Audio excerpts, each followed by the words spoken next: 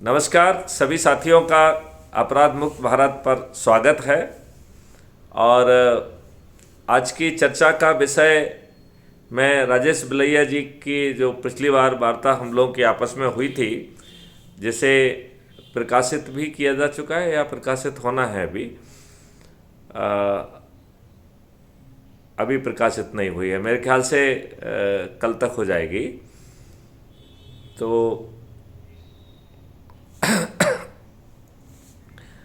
उसमें एक कुछ कन्फ्यूजन सा है, तो मैं चाहूँगा कि राजेश बिलैया जी अपनी भाषा में स्वयं पूछें, अच्छा रहेगा। या उसके पहले शर्मा जी जो है, शंभू शर्मा जी, ज़रा आप अपना परिचय दें क्योंकि आप पहली बार जुड़े हैं।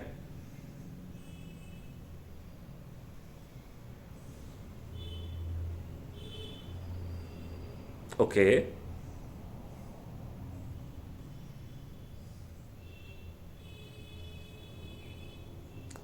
Okay okay. तो शंभू शर्मा जी, आपको ये अनुमान है क्या कि मैं सीआरपीएफ में आईजी के पद पे था, आईजी ऑपरेशंस कश्मीर था।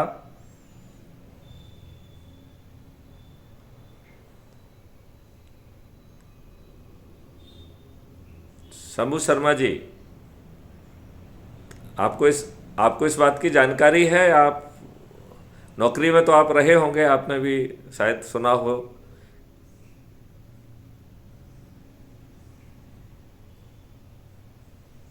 चलिए कोई बात नहीं। इतना बड़ा फोर्स है सीआरपीएफ कि आईजी लोग तो पहचान में नहीं आते, डीआईजी की तो बात छोड़िए।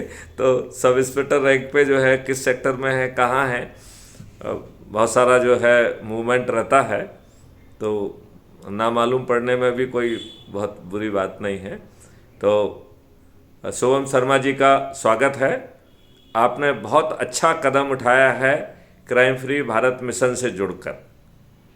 और क्राइम फ्री भारत मिशन एक मिशन है जो इस देश को बदलने वाला है, जिसमें 21 लक्ष्यों के साथ 2024 के बाद ये देश एकदम बदल जाएगा, जहां गुलामों के नियम कानून नहीं होंगे, जहां पर आज की जो बादशाही व्यवस्था है वो बदल जाएगी, एजुकेशन सिस्टम भी बदल जाएगा, जिसमें वैदिक ज्ञान के साथ साथ मॉडर्न एजुकेशन के साथ साथ भारत विश्व की सबसे बड़ी रिसर्च एंड डेवलपमेंट हब बनेगा।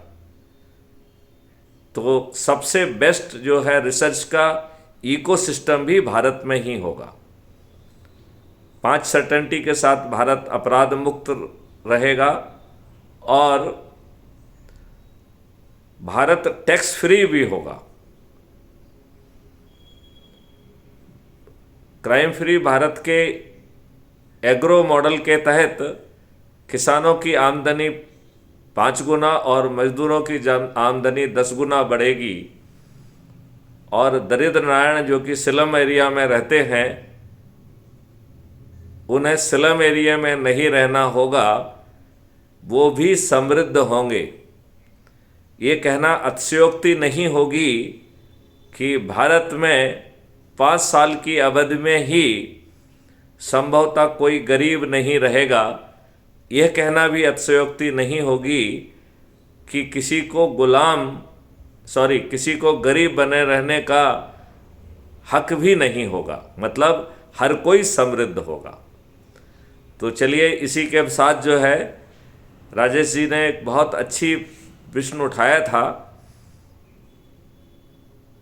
उस प्रश्न को सुनते हैं और बात को आगे बढ़ाते हैं।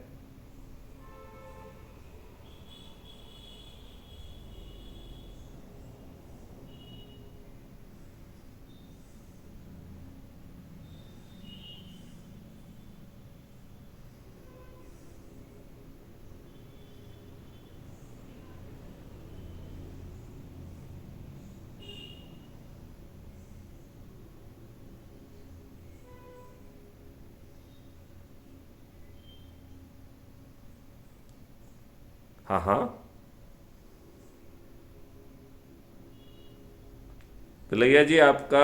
हाँ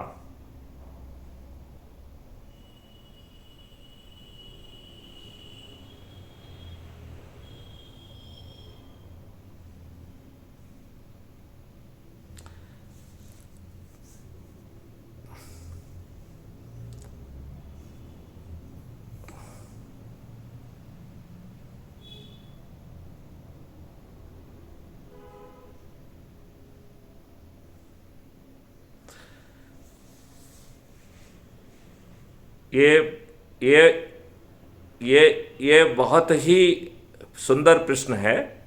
इसका जवाब मैं दो हिस्सों में देना चाहूँगा।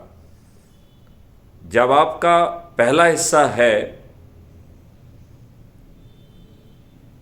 कि यदि आप किसी भी कॉम्पिटिटिव एग्जामिनेशन में बैठना चाहते हैं तो उसका फॉर्म भरना ज़रूरी होता है। फॉर्म भरने के बाद जो है आपको उसके एग्जामिनेशन की तैयारी करना होती है। यदि सिविल सर्विसेज है तो आपको प्रीलिम में भी पास होना होगा, फिर मेन में पास होना होगा, और इंटरव्यू और मेन के मार्क्स मिला के मेरिट लिस्ट में आना होगा। तब जो है भारत का president will be pleased to issue appointment letter, he will be pleased to जो है अपॉइंट यू। तो मुझे लगता है कि ये व्यवस्था दो तरीके के सदस्यों के बीच में है। एक जो सदस्य हैं जो पर्दे के पीछे खेल रहना चाहते हैं, उनका मकसद इतने से पूरा हो जाता है कि उन्हें खुद को, उनके बच्चों को, आगे वाली पीढ़ियों को एक अच्छा भारत मिल जाए और क्राइम फ्री भारत के जो 21 लक्ष्य हैं उनकी पूर्ति होके उनका एक जीवन जो है एक अच्छा हो जाएगा। और सभी लोग जो है न केवल भौतिक ज़िंदगी के लिए बल्कि आध्यात्मिक ज़िंदगी के लिए भी संभवतः कुछ समय निकाल के अपना यह जीवन और आगे का जो जीवन, जो मरने के बाद वाला जीवन है, उसके लिए भी शायद कुछ कमाई कर पाएंगे। ये सुनिश्चित हो जाएगा।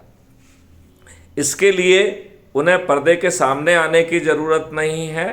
सिर्फ स्वयं ऊर्जाकृत होना है, संकल्पित होना है, शपथकृत होना है और अपने ही परिवार के सदस्य, अपने ही मित्र, दोस्त, पड़ोसी, अपने ही रिश्तेदार और अपने ही सर्कल के लोगों को जोड़कर 9 दिन के संकल्प के तहत उन्हें 90 लोगों का जो संकल्प उन्होंने लिया है उसकी पूर्ति करने मात्र से उनका जो है सदस्यी कर्तव्य पूरा हो जाएगा, सदस्यी संकल्प पूरा हो जाएगा।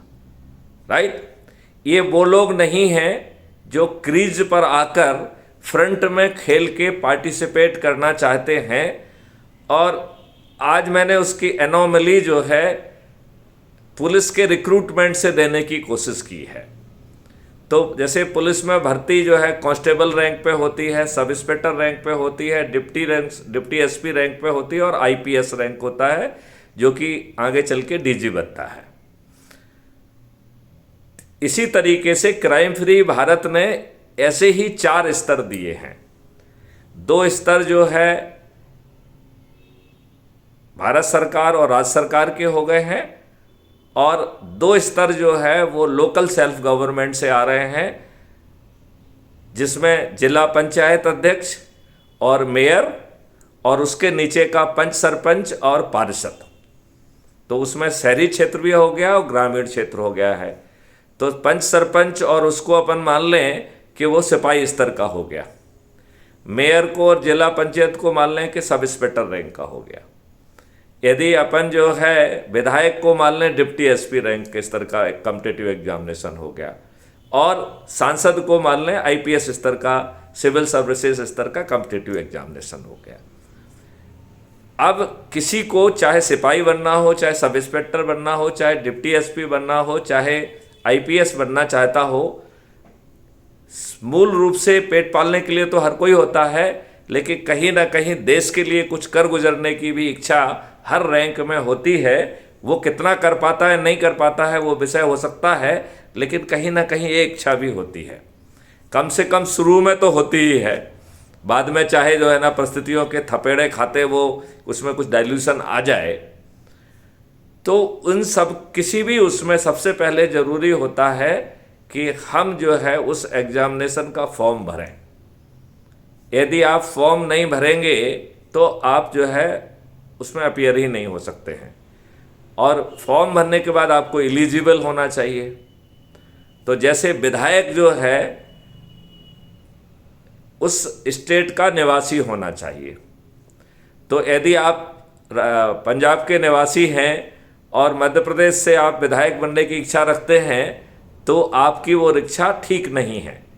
जबकि आप मध्य प्रदेश में अपनी वोटर लिस्ट में स्थान प्राप्त नहीं कर लेते हैं, चाहे अपना स्थानांतरण करा के करें, कैसे भी करें, या वहाँ पे फिजिकली शिफ्ट करके करें, आपको वोटर लिस्ट में जब आपका नाम आ जाएगा तब आप विधायक बन पाएंगे।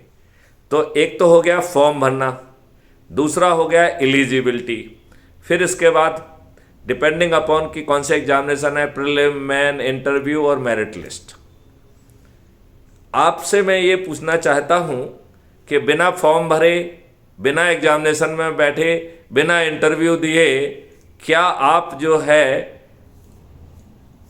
भारत का प्रेसिडेंट आपको आईपीएस ऑफिसर अपॉइंट करेगा क्या? नहीं करेगा। तो मेरा सोचना है कि इतने बड़े मकसद को लेके जिससे ये देश बदल जाएगा, इन दुष्ट राजनेताओं ने 75 वर्षों तक आपको अंधेरे में रखा और आपको मूर्ख बनाकर गुलामों के नियम कानून आपके ऊपर थोप के रखे। उस इतने बृहद कार्य में यदि हम इतने नॉन सीरियस होंगे तो ये जमीन पर नहीं उतर पाएगा।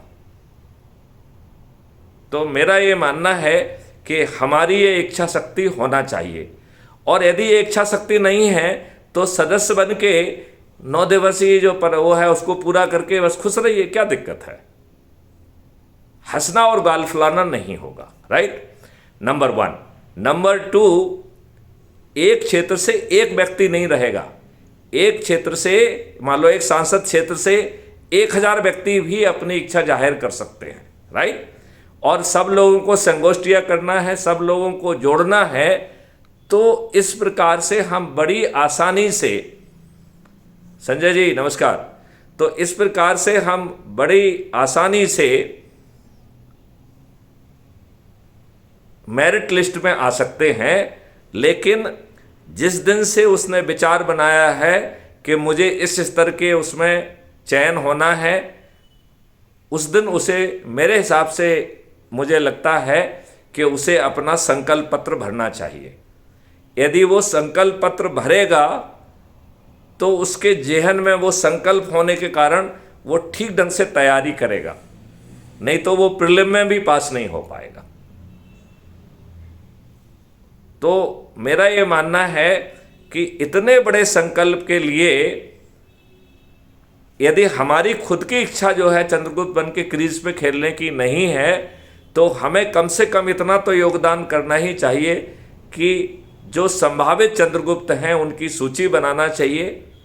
जो जिन चंद्रगुप्तों से बात करने में आप कंफर्टेबल फील कर रहे हैं, संभावित चंद्रगुप्त हैं। अब चंद्रगुप्त तो वो बनेगा जब नोटिफिकेशन के दिन हजारों जो मैक्सिमम लोगों को जोड़ेंगे, लेकिन जब तक ये नहीं होता है तब तक मेरा कहना है कि हमें कम से कम चंद्रगुप्तों की एक सूची बनाने में मदद करना चाहिए। चाहे वो सांसद स्तर का हो, चाहे वो विधायक स्तर का हो, चाहे वो जिला पंचायत स्तर का हो, चाहे पंच सरपंच स्तर का हो। हम क्या मान रहे हैं कि इस व्यक्ति को ये इच्छा हो सकती है। देखिए, ये बात परिवार में भी होती है। परिवार में माता पिता कहते हैं, कई बार पड़ोसी कहता है, कह रहे भाई आप तो बहुत अच्छे हैं, आप जरूर सिविल सर्विसेज में बैठो, तुम जरूर निकाल ले जाओगे।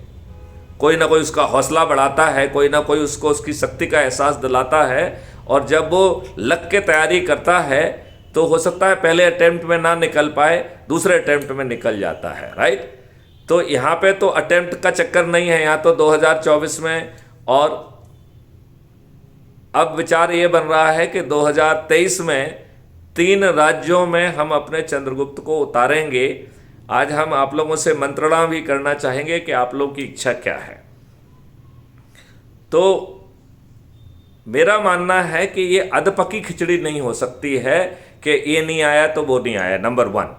नंबर 2 जो है, एक क्षेत्र के ही 25 लोग जो है टॉप के 25 में पहुंच गए तो वो बाकी लोगों की मेरिट लिस्ट से बाहर कर देंगे। तो वो 25 लोग जो है, उसका टॉपर अकेला को जो है ना वो फील्ड मिल जाएगा जो जहां उसने मांगा है। बाकी जो नीचे के 24 जो मेरिट लिस्ट में आ गए हैं वो दूसरे लोगों की जो है ना जगह काटेंगे, तो मेरिट लिस्ट जो है उस क्षेत्र की मेरिट लिस्ट होगी। यदि विधायक की है तो मध्य प्रदेश, छत्तीसगढ़, राजस्थान, पूरे प्रदेश की होगी।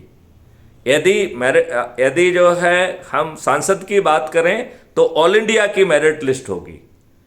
अब आप अनुमान लगाइए कि एक पर्टिकुलर जगह से लोग मेहनत से जुड़ते हैं, लोगों को जोड़ते हैं, तो वो मेरिट लिस्ट में आ जाएंगे। और उसी क्षेत्र का व्यक्ति यदि कम एनर्जी का है और लोगों को नहीं जोड़ रहा है, तो उसे चंद्रगुप्ती ना तो पदवी मिलेगी और ना ही टिकट मिलेगा। तो ये जो है क्षेत्र स्पेसिफिक रिजर्वेशन नहीं है, ये जो है प्रदेश स्पेसिफिक है, जहाँ पर प्रदेश बाउंड्री है। ये इंडिया स्पेसिफिक है, जहाँ इंडिया बाउंड्री है। जब जिले पे पहुँचेंगे तो ये जिला स्पेसिफिक हो जाएगा, राइट।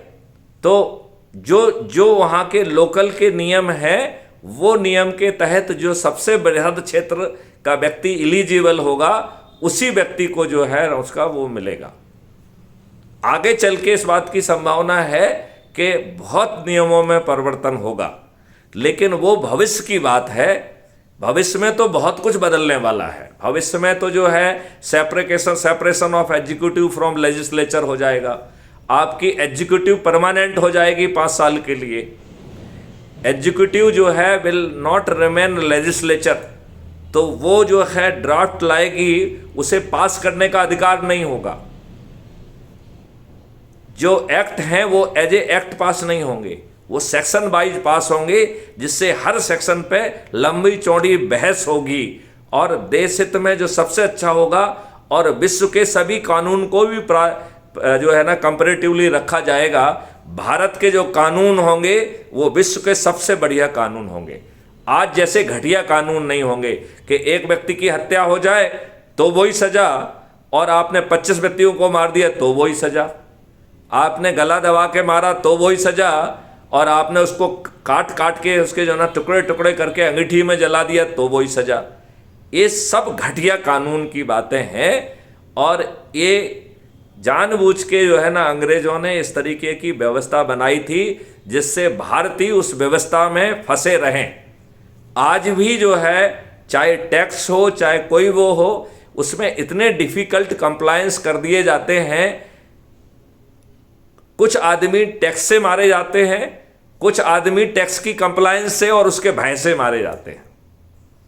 मैं तो यहां तक गारंटी लेता हूं, जो ये टैक्स कंप्लायंस की एंट्री कैसी डिजाइन करते हैं, यदि उन दुष्टों को जो है ना उसी का पालन करने की जिम्मेवारी दे दी जाए, तो मैं गारंटी से कह रहा हूं कि मैं उनके यहाँ पे छापा मारूंगा, उन सबको जेल भेजने की मैं स्थिति में रहूंगा। मतलब उनके अपने द्वारा बनाए हुए कंप्लायंस मॉड्यूल एकदम बाइजाद और बेकार हैं। लेकिन ये तो अंग्रेजी की सोच का हिस्सा था कि आपको फंसा के रखा जाए, आपको डरा के रखा जाए। यदि एक पुलिस वाले को लगे कि आप अपराध कर सकते हैं, तो अपराध होने की संभावना में उठा के जेल में 151 में बंद कर दे, 109 में बंद कर दे, 110 में बंद कर दे। वो आपके विरुद्ध जो है नियम कानून के विरुद्ध कार्रवाई करे, उसका कुछ नहीं बिगड़ना है। और हमारी व्यवस्था इतनी दुष्ट है कि भारत का हर व्यक्ति पुलिस ऑफिसर है। आज तक मैथिली शरण गुप्त को छोड़कर किसी दूसरे ने बताने की कोशिश ही नहीं की कि सबका जो है वो है। तो ये कहीं ना कहीं बड़ी जो है महत्वपूर्ण बात है, जिसको समझना पड़ेगा। तो राजेश जी, आपको अपनी बात का जवाब कुछ कुछ मिला, या आप अभी भी उसमें कुछ परिवर्तन चाहते हैं?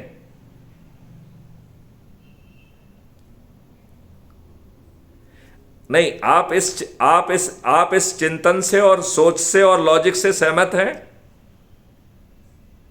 ओके।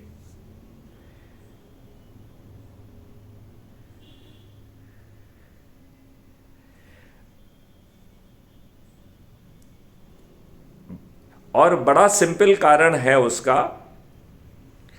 क्योंकि उसके जो है चयन प्रक्रिया में वोटिंग की एलिजिबिलिटी में आपके उम्मीदवार की एलिजिबिलिटी का कंडीशन है। यदि आप जो है ना मध्य प्रदेश के से विधायक का चुनाव लड़ना चाहते हैं और यदि आप पंजाब के रहने वाले हैं और फॉर्म भर भी देंगे तो आपका फॉर्म तो रिजेक्ट होना ही होना है, क्योंकि कानून यही है। और यदि आप ऑल इंडिया लेवल का खेल रहे हैं, सांसद का खेल रहे हैं, तो आप भारत में किसी भी एक जगह के वोटर लिस्ट में आपका नाम होना चाहिए। क्यों संजय जी, इसमें कुछ संशोधन है या मैं नियम के अनुसार ठीक कार्रवाई कह रहा हूं?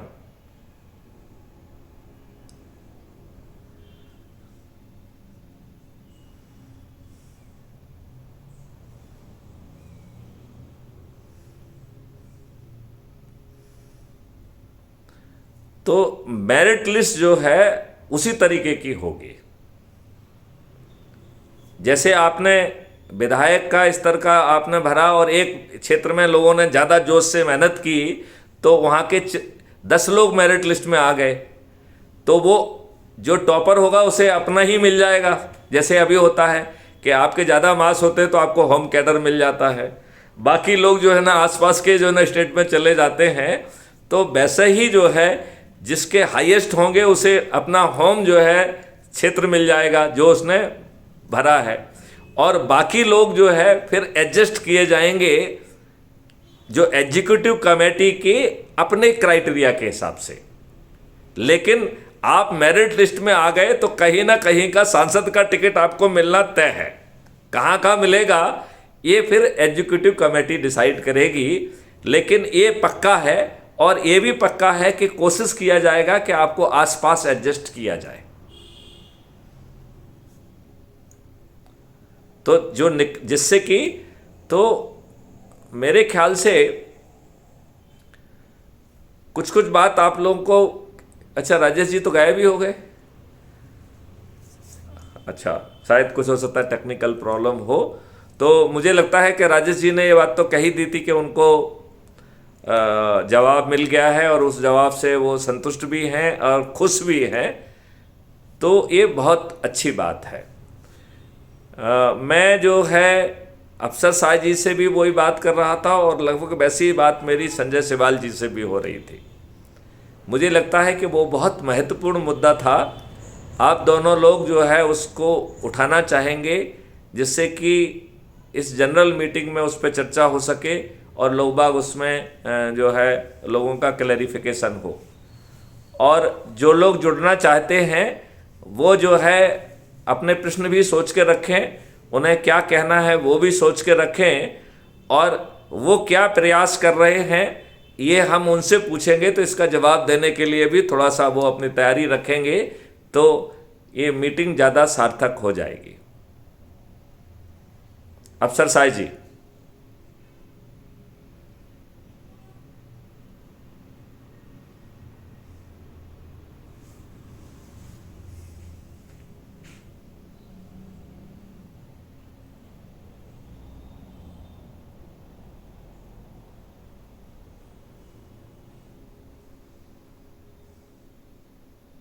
हाँ हाँ, बहुत सुंदर।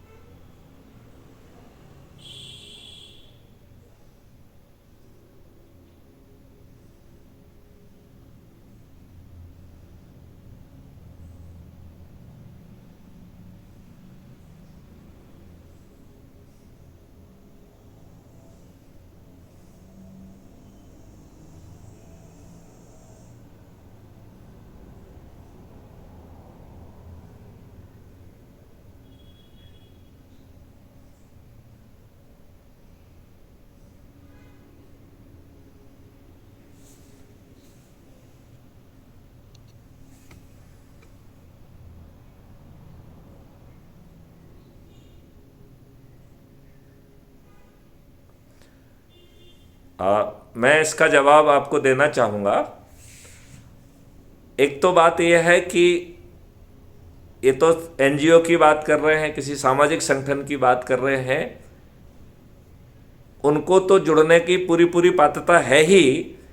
हम तो कह रहे हैं कि कोई एक्टिव राजनीतिक पार्टी, और हम तो उसको कह रहे हैं कि भाजपा जैसी बड़ी पार्टी, कांग्रेस जैसी बड़ी पार्टी, सपा जैसी, बसपा जैसी बड़ी पार्टी के सदस्य भी, उनके कार्यकर्ता भी यदि क्राइम फ्री भारत मिशन से जुड़ना चाहते हैं तो उनका स्वागत है। यदि आप 16 बाह्य विधाओं को देखेंगे तो शायद चौथी बाह्य विधा है कि सभी पार्टियों के कार्यकर्ता।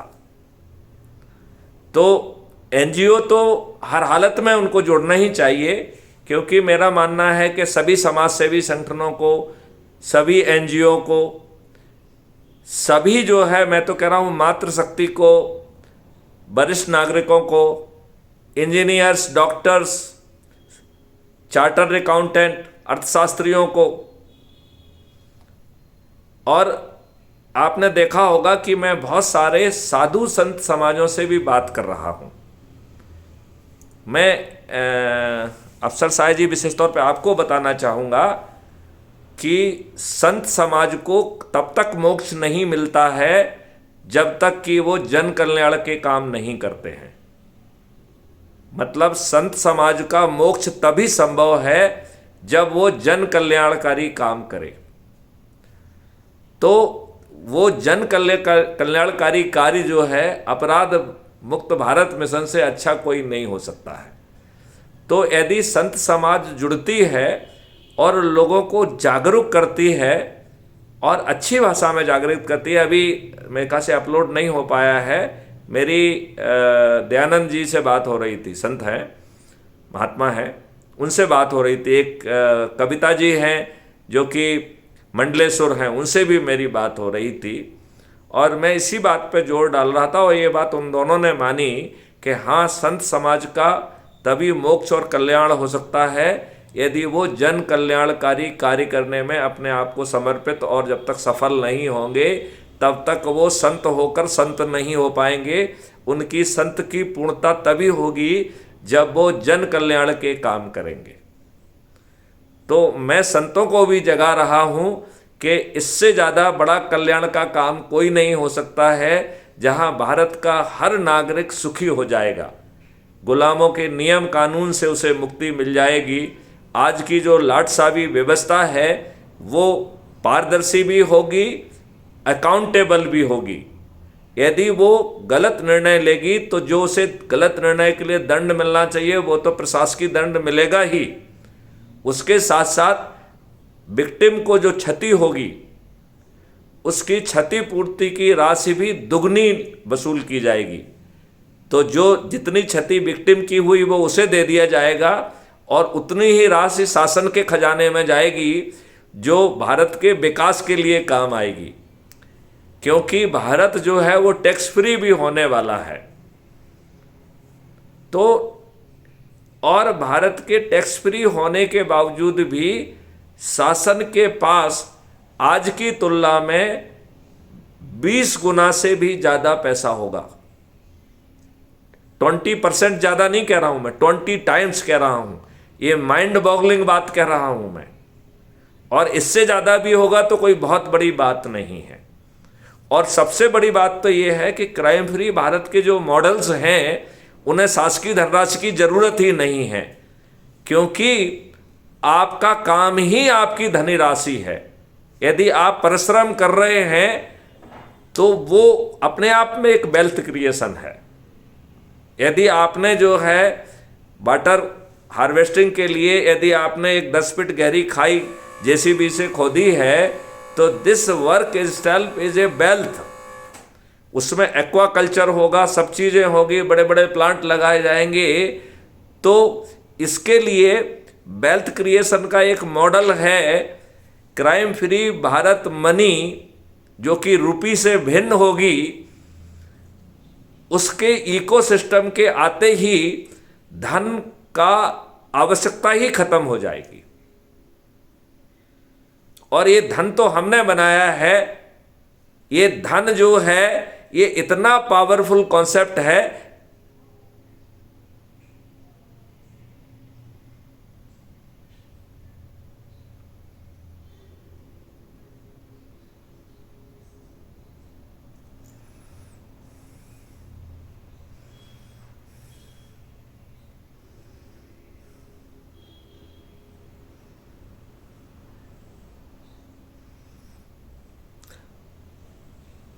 चलिए इस पे अपन वाद विवाद ना करें। मुद्दे की बात है कि यदि मीटिंग का डेकोरम रहता है तो अच्छा लगता है, और हम एक देश निर्माण की बहुत ज़रूरी बात कर रहे हैं। उसमें हमारी बॉडी लैंग्वेज, उसमें हमारी बात, हमारी पूरी बड़ी बारीकी से होना चाहिए और उसे बारीकी से समझना चाहिए। तो इस मुद्दे पर ज़्यादा चर्चा करेंगे अर्थशास्त्रियों से। मेरे पास इतना पावरफुल मॉडल है कि बहुत सारी चीज़ें करने के लिए हमें सरकार के पैसे की ज़रूरत नहीं होगी। भारत के हर नागरिक को समृद्धशाली बनाने के लिए हमें भारत सरकार के पैसे की ज़रूरत नहीं होगी।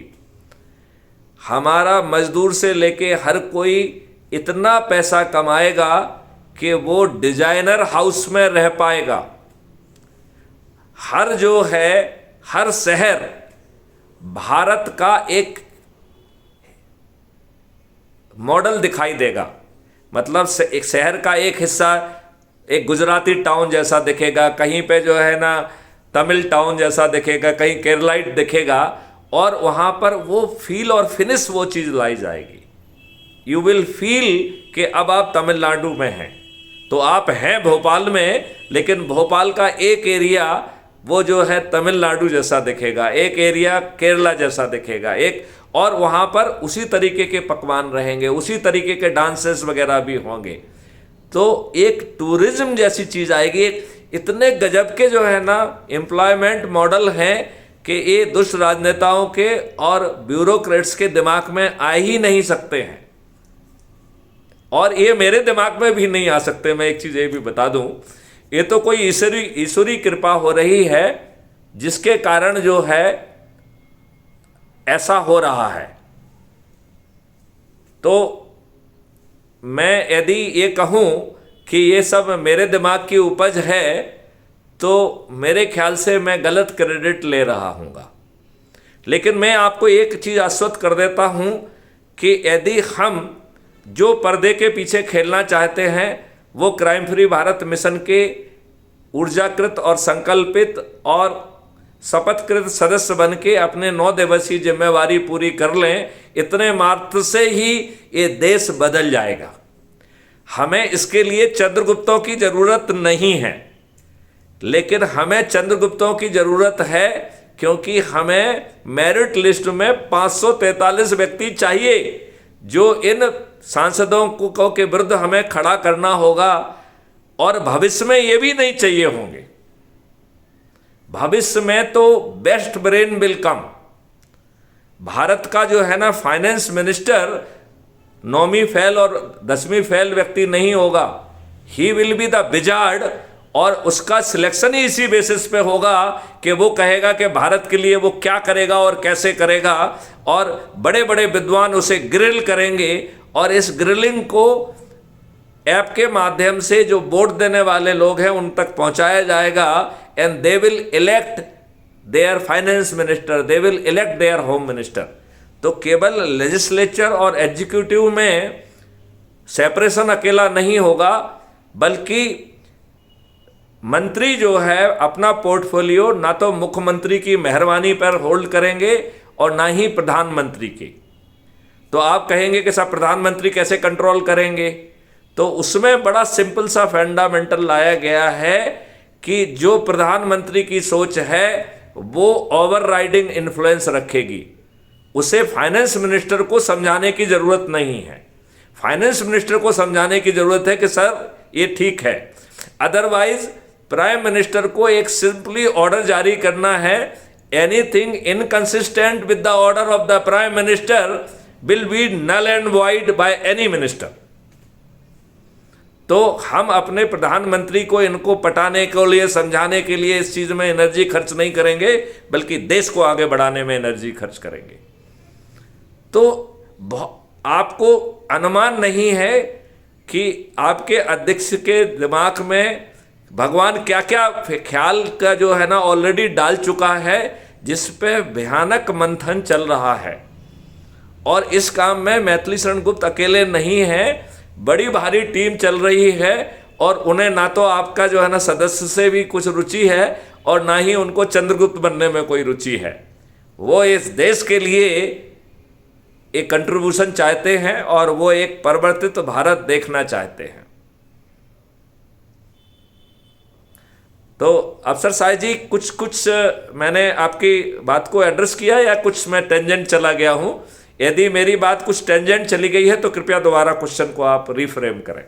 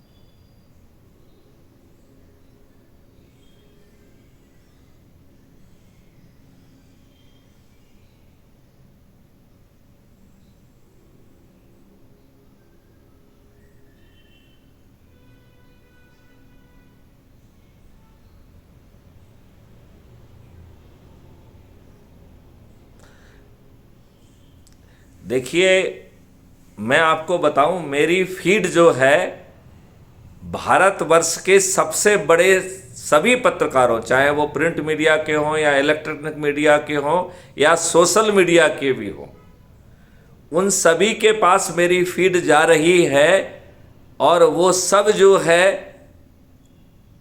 उस पर बैठे हुए हैं। वो उस चीज़ पर नेशनल डिबेट क्रिएट करने की हिम्मत और औकात नहीं रख रहे हैं। जब मैं अपने पत्रकार भाइयों के बारे में सोचता हूँ तो मुझे बड़ी पीड़ा होती है और मुझे वो अपना पेट पालते हुए व्यक्ति दिखाई देते हैं। उनके पीछे परिवार लगा हुआ है, परिवार के भोजन की व्यवस्था हो जाए, शिक्षा की व्यवस्था हो जाए, उनकी सोच वहीं जाकर जो है ना ख़त्म हो जाती है।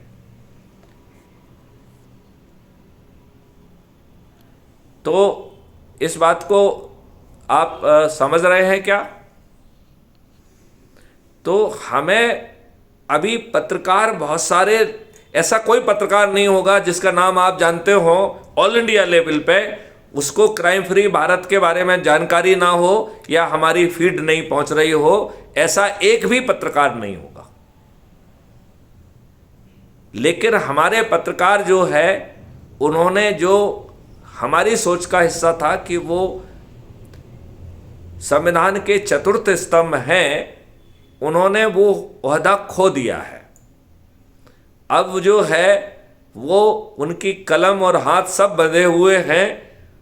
वो उन्हीं लोगों को जो है ना चैनल लोग बुलाते हैं जो रटे रटाए डायलॉग बोलते हैं, और जिस दिन वो अपनी बात सही कहने लग जाते हैं, दूसरे दिन उनको जो है ना उस चैनल पे नहीं बुलाया जाता है। मैंने लगभग 2 साल पहले चीफ एडिटर न्यूयॉर्क टाइम्स का एक पूरा लेख भेजा था, जिसमें न्यूयॉर्क टाइम्स ने के चीफ एडिटर ने ये बात लिखी थी, we are being paid for hiding truth. जिस दिन हम सत्य लिखने लगेंगे, उस दिन हम स्ट्रीट पे खड़े हो जाएंगे, हम नौकरी में नहीं रहेंगे। वो मैंने फीड सभी पत्रकारों को भेजी थी और व्यक्तिगत रूप से बात की थी। सभी लोग जो है चीफ एडिटर न्यूयॉर्क की राय से इत्तेफाक रख रहे थे। लेकिन जब यही बात 100 करोड़ लोग थाली बजाकर दीपक जलाकर और कहेंगे तो देश में दीपावली मच जाएगी। जिस दिन क्राइम फ्री भारत कहेगा कि आज थाली बजना है और इस विषय पर जो है माननीय नरेंद्र मोदी जी से ये कहना है, माननीय नरेंद्र मोदी जी उस बात को अनसुना नहीं कर पाएंगे। उन्हें टेलीविजन पर आकर अपनी बात कहना पड़ेगी। देश का कोई भी पत्रकार इतने बड़ी घटना को जो है अनदेखा नहीं कर पाएगा, नहीं तो जो उसकी जो रही सही विश्वसनीयता है वो भी तेल लेने चली जाएगी। अफसर साहब जी, आप को मैंने कुछ संतोषजनक उत्तर दिया है तो मैं आपकी बात से सहमत हूं, लेकिन अभी जो है हमारे पत्रकार बंधु जो है कुछ डरे हुए हैं, कुछ सहमे हुए हैं। मैं तो जाने कितने चैनल के हेड से जो है ना वो मुझे अपना बड़ा भाई मानते हैं और मैं उनसे कई बार पूछ चुका हूं कि भैया तुम्हारी मजबूरी क्या है, लेकिन वो मजबूरी भी शेयर नहीं करते। तो मेरे ख्याल से मैं कुछ ज़्यादा खरी बातें कहता हूं। मैंने तो उनसे ये कहा है कि आप क्राइम फ्री भारत के जो हमारे टॉपिक हैं उसका एक एक टॉपिक लीजिए और उसका एक एक जो है ना एपिसोड बना दीजिए कि उस पर हम रनिंग वो करेंगे और जो आपके पास टॉप जो है ना व्यक्ति हैं वो हमारे सामने खड़े करिए। यदि मैं उनको माइक्रो जो है ना डिटेल्स नहीं दे पाऊंगा या उनको मैं संतुष्ट नहीं कर पाऊंगा तो मैं अपनी बात विड्रॉ कर लूंगा।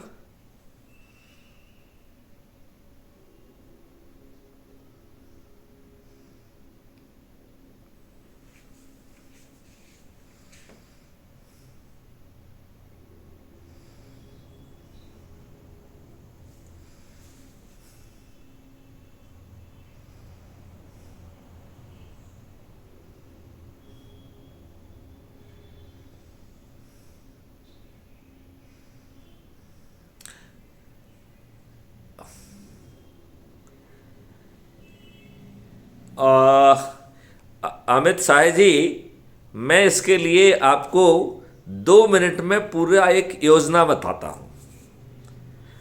एक बात तो ये है कि जो व्यक्ति अभी जुड़े हुए हैं ये व्यक्ति अपने अपने थोड़ा सा दिल को थतोलें और ये देखें कि वो किस कैटेगरी के लोग हैं।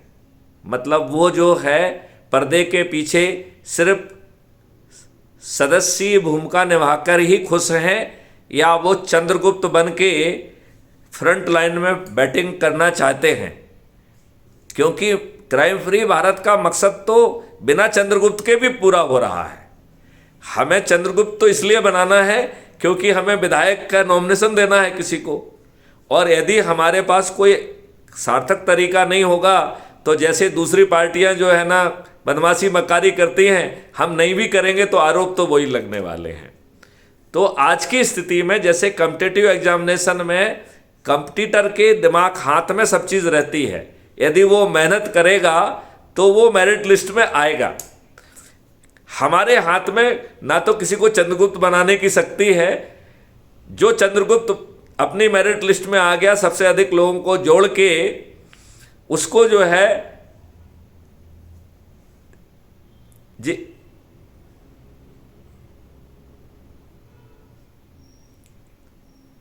नहीं नहीं नहीं नहीं, मैंने आपके ऊपर वो नहीं किया, मुझे मालूम है और मुझे आपकी पारिवारिक समस्या के बारे में भी आपने मुझे बताया था। तो उसके बावजूद भी आप दोबारा एनर्जी लेके सम्मिलित हुई, क्योंकि आप कई महीनों से मैंने देख रहा था कि आप मीटिंग में सम्मिलित नहीं हो रही थी। तो मुझे आपकी पारिवारिक समस्या का भी ज्ञान है, तो आपको बिल्कुल माफ़ी मांगने की ज़रूरत नहीं है। राइट?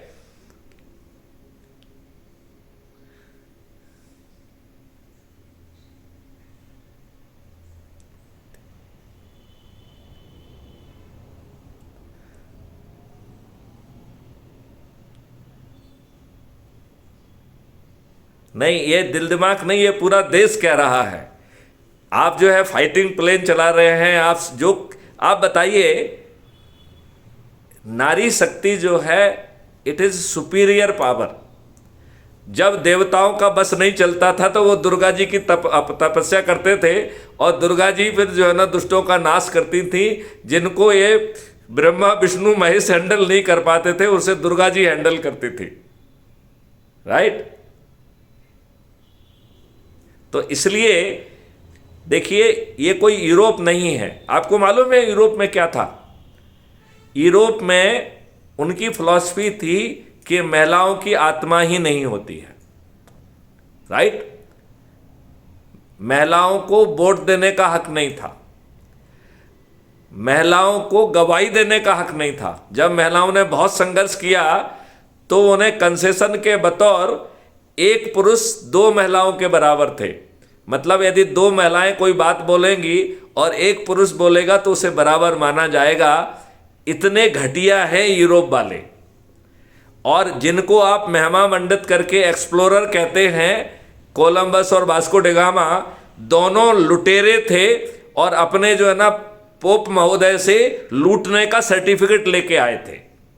और एक को सर्टिफिकेट था कि आप जो है ईस्टर्न ग्लोब को जो है ना लूटो, और दूसरे के पास था वेस्टर्न ग्लोब को लूटो। तो चाहे वो पुर्तगाली हों, चाहे वो स्पेन वाले हों, ये धार्मिक गुरुओं से लूटने का लिखित लाइसेंस जो है ना लेके आए हैं। आप इस बारे में जरा राजीव दीक्षित जी के पूरे डिटेल सुनिए तो आपके दिमाग खुले के खुले रह जाएंगे कि जिन लोगों को ये दुष्ट लोग महिमा मंडित कर रहे हैं वो कोई महिमा मंडित करने लायक नहीं है, वो शुद्ध लुटेरे हैं। और इन लुटेरों ने लाखों की संख्या में हत्याएं की हैं। ये आके भारत को जो है ना ह्यूमन राइट्स की बात बताते हैं, जिन्होंने कभी ह्यूमन राइट्स का पालन नहीं किया। तो हमें यूरोप को अपना मार्गदर्शी नहीं बनाना चाहिए।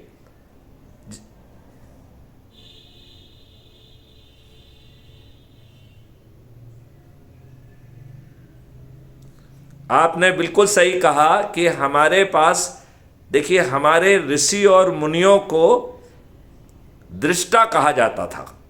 तो जब वो मेडिटेट करते थे, इसलिए जो जितने भी मंत्र हैं इनका ओरिजिन जो है ऋषि नहीं है। ऋषि ने तो सिर्फ देखा है और लिखा है। सभी मंत्रों के ओरिजिन कॉस्मिक हैं। यही कारण है, जैसे मुसलमानों में सुन्नी होता है, सुनने वाला। सनातन धर्म में और हिंदुइज्म में कोई चीज जो है सुनी सुनाई नहीं है, लोगों ने उसे देखा है और मेडिटेशन के माध्यम से देखा है, और हर चीज की बड़ी प्रिसाइज इंफॉर्मेशन है। आप बताओ, आपके हनुमान चालीसा में जो लिखा है कि इतने दूरी पे सूर है, और जिसे जो है ना हनुमान जी ने मधुर फल समझ के खा लिया, वो एग्जैक्टली वही डिस्टेंस है जो आज नासा कह रही है पृथ्वी से सूर्य की दूरी है। तो जब जो है लोग बाग कंफ्यूज थे कि पृथ्वी चपटी है, और अपने आप को जो है ना वो कहते थे कि साहब मैं जो है ना वो हूं, तो या तो जो कह रहा है वो नहीं है, या दूसरी बात है कि बीच के लोगों ने उसमें कुछ ना कुछ खिचड़ी भर दी है। और ये बात जो है अकेला मुस्लिम धर्म के बारे में नहीं है, ये बात मुझे रामायण के बारे में भी लगती है। रामायण का उत्तराखंड जो है मेरी मान्यता के हिसाब से बाद में किसी ने जोड़ा है, क्योंकि उसके पहले रामायण में कोई भी गड़बड़ चीज नहीं है। उत्तरकांड के बाद ही सब गड़बड़ है। राइट। उसी में जो है ना सीता को छोड़ देना, ये वो जितने भी बकवास है वो उसके बाद है। तो चलिए अब जो है अपन स्पिरिचुअल में ना जाएं, क्योंकि हम लोगों ने कोई उसका बड़ा अध्ययन नहीं किया है, and we are not the authority on that, and we do not have the right to comment on anything. But हम सिर्फ इतनी बात कहना चाहते हैं कि यूरोप हमारे सामने कहीं नहीं टिकता था, और यूरोप के बारे में यदि कुछ सुनना है तो ब्रिटेन के पार्लियामेंट में आई थिंक फरवरी या मार्च 1835 में 3-4 दिन की डिबेट हुई है और इस डिबेट में 1780 पेज का एक डॉक्यूमेंट जो लॉर्ड विलियम एडम और Lord Macaulay, Lord William Adam का नाम गुप्त हो कहीं सो गया नहीं, और लोग मैकाले मैकाले ज़्यादा कहते हैं। लॉर्ड मैकाले के बॉस थे लॉर्ड विलियम एडम। इन दोनों लोगों ने पूरे भारत का भ्रमण किया और उन्होंने एक 1780 पेज का डॉक्यूमेंट जो है ब्रिटिश पार्लियामेंट में पेश किया और ब्रिटिश पार्लियामेंट में उसकी चर्चा हुई। वो डॉक्यूमेंट जो है भारत के हर जगह पे, हर स्कूल में, हर जगह अवेलेबल होना चाहिए। तब आपको मालूम पड़ेगा कि 1835 का भारत क्या था। 1835 अभी कोई बहुत पुरानी बात नहीं है। 1835 के ये बात मैथिली शरण गुप्त नहीं कह रहे हैं, ये Lord William Adam and Lord Macaulay जो हमारे गुरुकुल को नष्ट करने के लिए जिम्मेवार है, जिसने इंडियन एजुकेशन एक्ट लाया और वो भी इसी चर्चा के बाद लाया गया कि भारत को गुलाम बनाए रखने का यही एक तरीका है। तो ये मैकाले की साजिश के तहत हुआ है, लेकिन उसने एक बहुत ही ऑब्जेक्टिव स्टडी ब्रिटिश पार्लियामेंट में दी थी और उस पर बहुत बहस हुई थी। और उस स्टडी का ओपनिंग रिमार्क था कि I travelled every nook and corner of the India, I did not find even a single beggar or poor man. उसने फिर जब गुरुकुल के बारे में बताया, इससे माइंड ब्लोइंग, उसने कहा कि साउथ में लिटरेसी वाज 97 to 99%, सबसे कम लिटरेसी नॉर्थ में थी 88%, साउथ के 57% गुरुकुलों की प्राचार्या महिलाएं थीं, जहाँ पे ये दुष्ट लोग कहते थे कि महिलाओं को आत्मा नहीं होती थी, महिलाओं को पढ़ने नहीं देते थे, महिलाओं को वोट देने का अधिकार नहीं था। उस समय भारत के 57%, साउथ में स्पेशली 57% गुरुकुल जो है उनमें प्राचार्या महिलाएं थीं और भारत जो है 18 विधाओं में महाप्रखंडता प्राप्त किए था। तो जब ये बात चल रही थी तो वहाँ पे कर्नल क्यूट भी थे। तो कर्नल क्यूट ने कहा कि हाँ, ये जो बात कह रहे हैं आई सेकंड इट। तो जो ब्रिटिश पार्लियामेंट के जो एमपी होते हैं उन्हें लॉर्ड्स कहते हैं। तो एक लॉर्ड ने कहा कि भाई तुम कौन होते हो? इन्होंने तो 3 साल की जो है गहन अध्ययन किया है और उसकी रिपोर्ट पेश की है, तुम यहाँ बैठे बैठे कह रहे हो कि I second it, I corroborate it, तो तुम कौन होते हो? तो उन्होंने कहा नहीं नहीं सुनो भाई, मैं कुछ होता हूँ, मैं आपको बताता हूँ। तो देन ही सेड कि मैंने जो है, कर्नल क्यूट कहते हैं कि मैंने हैदर अली के साथ जो है युद्ध लड़ा था और उसमें मैं हार गया था और हैदर अली ने मेरी नाक काट डाली थी। तो ब्रिटिश पार्लियामेंट में से पूछा जाता है कि तो तुम हार ही गए थे तो तेरी नाक ही क्यों काटी, गर्दन क्यों नहीं काट दी? तो वो अपने जवाब में बताता कि भारत में युद्ध में आप वीरगति पा जाएं तो अलग बात है, आपको पकड़ के कोई भी भारतीय राजा नहीं मारेगा। नाक काटना सबसे बड़ा जो है जुर्म है। और फिर उसने कहा मैं अपनी कटी नाक लेके, कोई बदगाम गुरुकुल रहा होगा वहाँ गया था वो, और उसके नाक की उस समय प्लास्टिक सर्जरी की गई और उसने ब्रिटिश पार्लियामेंट में कहा कि आप में से कोई यदि ये बता दे कि मेरी नाक कटी थी तो मैं उसे जो है ना जो कहेगा वो करूँगा। मतलब that was the level of excellence. मैं भूल रहा हूँ, कोई एक जेट टाइप का जो है डैम बनाया है, जेट टाइप का डैम आज भी विश्व के किसी कोने में नहीं है, वो एक किसी गुरुकुल ने बनाया है। तो उस समय के गुरुकुल बहुत श्रेष्ठ गुरुकुल थे। आप ये बताओ, अभी जो हम गुरुकुल की बात कर रहे हैं वो उसके पासंग ही नहीं है। वो थोड़ी बहुत कोई संस्कृत की बात करता है, कहीं इसकी बात करता है। हमें उन 18 विधाओं की बात करना चाहिए थी जो लॉर्ड विलियम एडम ने ब्रिटिश पार्लियामेंट में कहे हैं। और कम से कम अब तो हमें लज्जा आना चाहिए, जब हम स्वतंत्र हो गए और 75 साल बीत गए हैं और आज़ादी का अमृत महोत्सव मना लिए, तब भी हमने कहने के लिए तैयार नहीं है कि हम इंडियन एजुकेशन एक्ट को ख़त्म करेंगे। इंडियन गुरुकुल एक्ट आएगा जो कि वैदिक ज्ञान और मॉडर्न साइंस का जो है एक अनूठा संगम होगा। भारत जो है विश्व की सबसे बड़ी रिसर्च एंड डेवलपमेंट हब बनेगा। ये राजनेता जो खुद अनपढ़ गंवार हैं, ये क्या जो है ना भारत को विश्वगुरु बनाएंगे? ना इनकी सोच है, ना इनका चिंतन है, ना इनकी क्षमता है, और ये तो बाहर के लोगों से एज ए पपेट यूज होते हैं।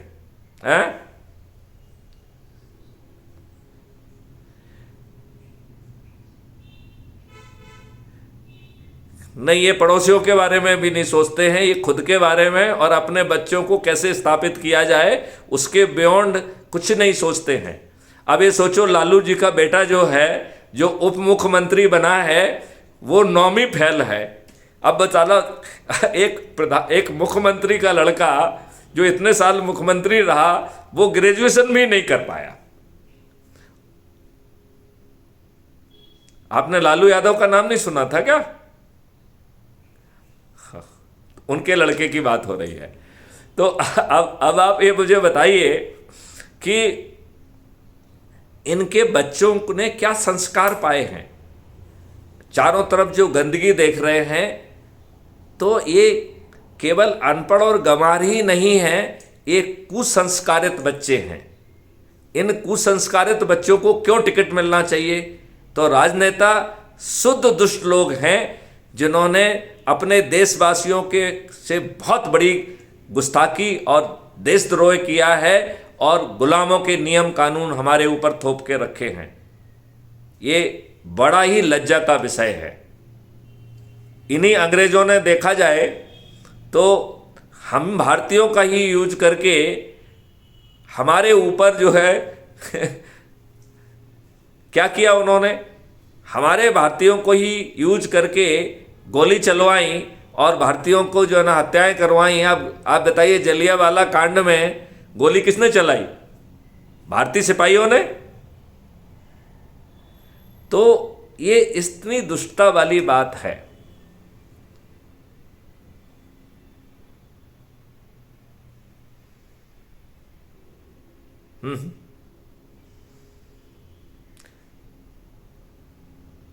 हाँ हाँ।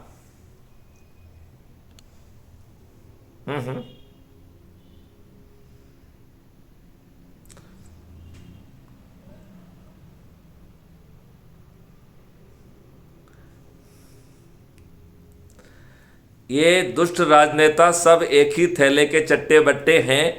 क्या आपके देश के, आपके प्रदेश के जो ना मुख्यमंत्री ने एक बार भी कहा कि हमने हमारे देशवासियों के ऊपर ये गुलामों के नियम कानून क्यों थोपे हैं? तो आपके मुख्यमंत्री अच्छे कैसे हो सकते हैं?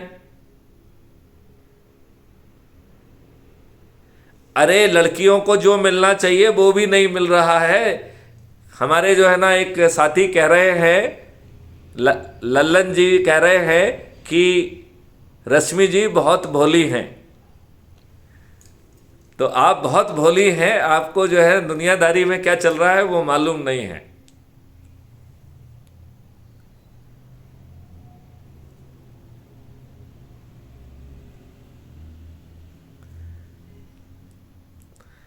चलिए रश्मि जी, आप कुछ कहना चाहती हैं? अदरवाइज जो है ना थोड़ा सा जो गंभीर चिंतन होने दीजिए, क्योंकि आपकी बात से वो चिंतन थोड़ा सा नॉन गंभीर हो जा रहा है। ठीक है ना? तो आप जो है कुछ कहना चाहती हैं तो आप 1 मिनट में अपनी बात कहिए।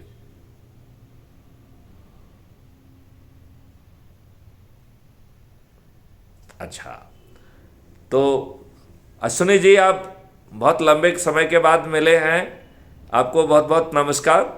और चलिए, आप अपना आपने जो सुना है अभी तक, जो चल रहा है, जो आपका चिंतन है, जो आप कर रहे हैं, जो नहीं कर पा रहे हैं, इसके बारे में कुछ बताइए। हम्म। हम्म।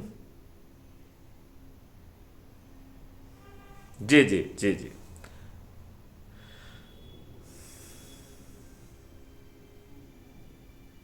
जी जी जी जी।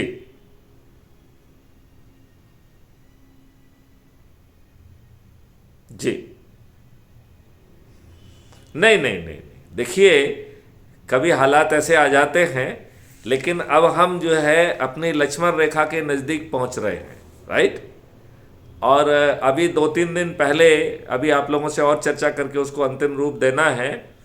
अभी 2-3 दिन में ऐसे कुछ विचार बन रहे हैं, कई जगह से ऐसे अनुरोध प्राप्त हो रहे हैं जिसमें थोड़ी सी सहमति भी बन रही है कि मध्य प्रदेश, राजस्थान और छत्तीसगढ़ के इसमें जो है चुनाव में भी चंद्रगुप्तों को उतारा जाए। लेकिन इसके लिए जो है लोगों को बहुत जल्दी चंद्रगुप्ती शपथ लेना होगी, आम सभाएं लेना होंगी, लोगों को जोड़ना होगा और मेरिट लिस्ट में आना होगा। लिहाजा हम लोगों को अब अपनी थोड़ी सी ऊर्जा को बढ़ाना पड़ेगा और हमें कन्फ्यूजन नहीं होना चाहिए।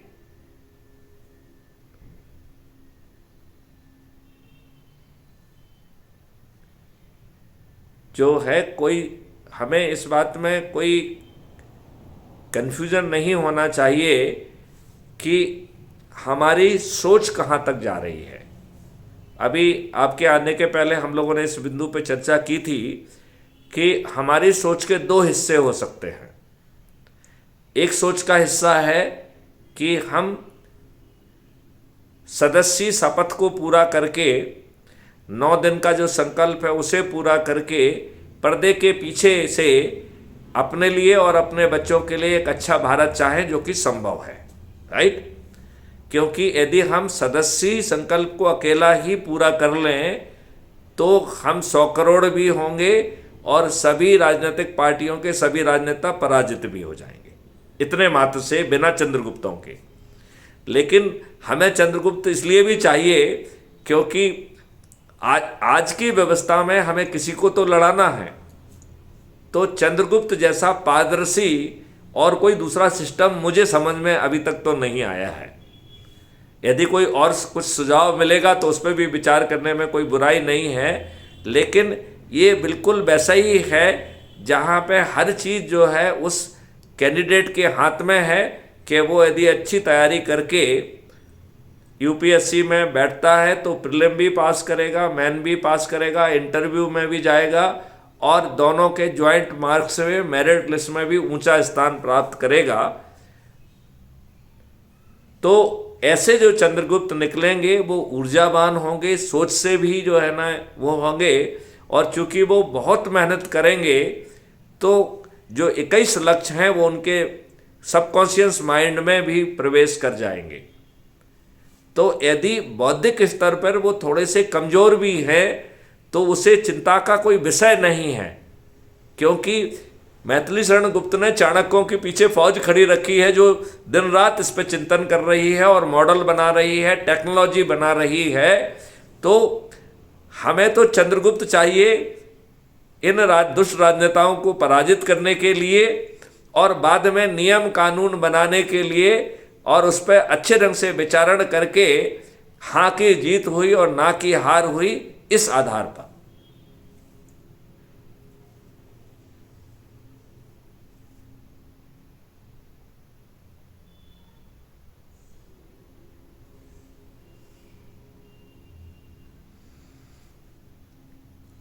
तो अश्विनी जी, आपने क्या विचार बनाया है?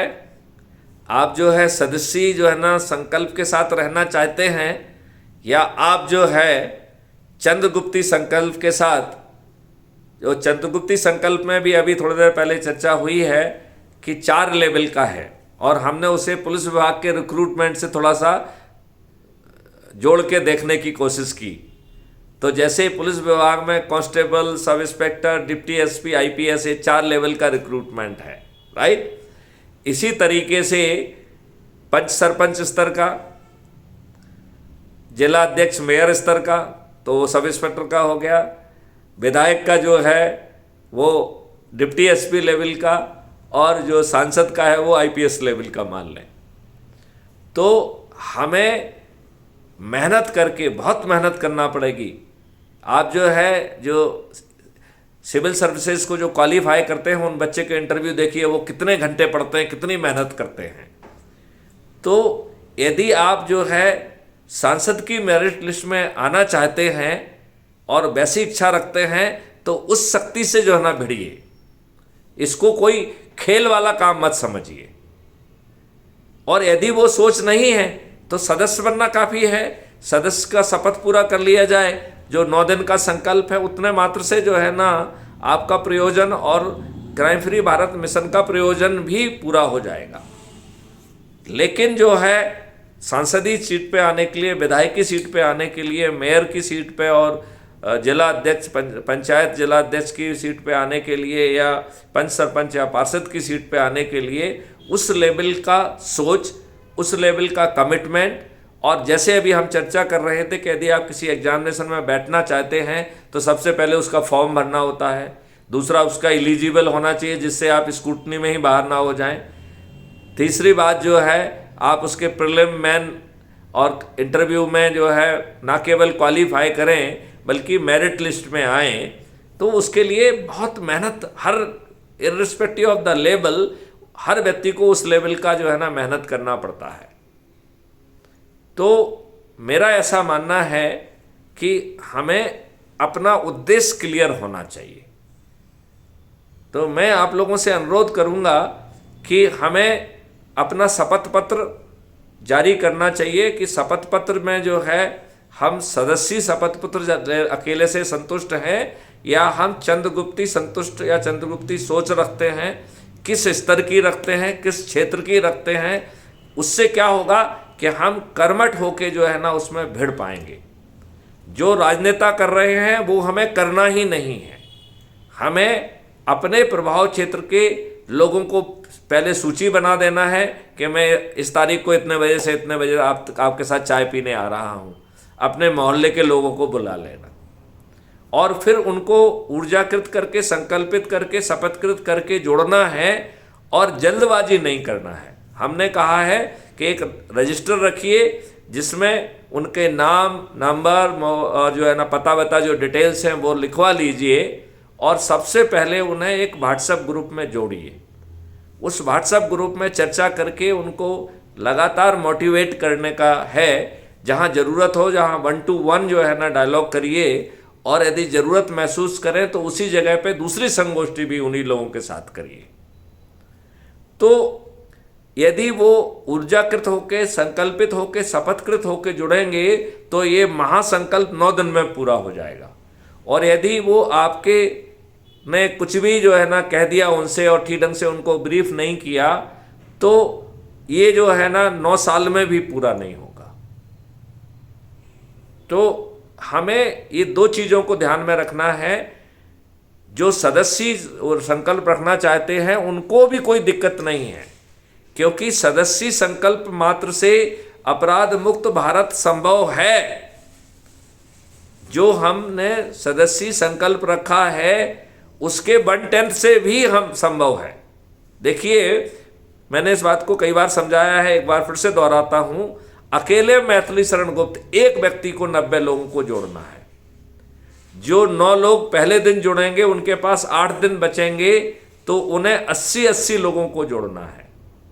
दूसरे दिन जो 90 लोग जुड़ेंगे उनके पास मात्र 7 दिन बचेंगे तो उन्हें केवल 70-70 लोगों को जोड़ना है। 900 लोग जो कि तीसरे दिन जुड़ेंगे उनके पास मात्र 6 दिन बचेंगे तो उन्हें मात्र 60-60 लोगों को जोड़ना है। 9000 लोग जो कि चौथे दिन जुड़ेंगे उनके पास मात्र 5 दिन बचेंगे तो 9000 लोगों को मात्र 50-50 को जोड़ना है।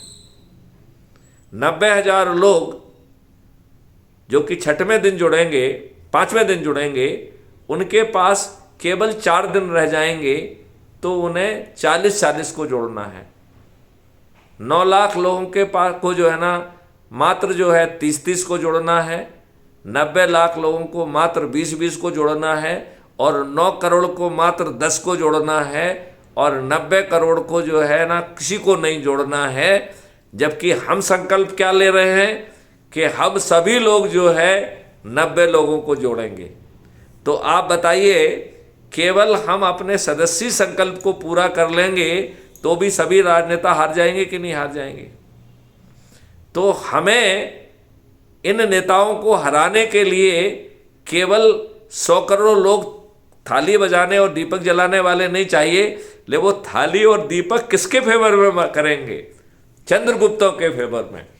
तो हमें एक कॉम्पिटिटिव प्रक्रिया जो कि पूरी तरह से ट्रांसपेरेंट हो, जो कि सामने वाले के खुद के हाथ में हो, वो खुद अपने एनर्जी से अपने आप को जो है ना मेरिट लिस्ट में लाएं और फिर उनको जो है ना बिना 5 पैसे खर्च किए टिकट मिल जाए और बिना 5 पैसे खर्च किए वो जो है विधायक और सांसद बन जाएं और उसी मेरिट के आधार पर उनको जो है मंत्रालय भी मिल जाए तो वो मंत्री भी बने।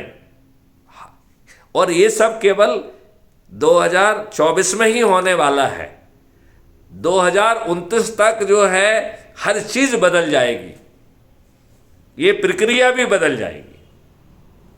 उस प्रक्रिया के बारे में क्या प्रक्रिया होगी, हमने इशारा जो है वो 21 लक्ष्यों में किया है। वो इशारा अकेला है, जब कभी आप लोग चाहेंगे तो उसके बारे में विस्तार से भी चर्चा संभव है।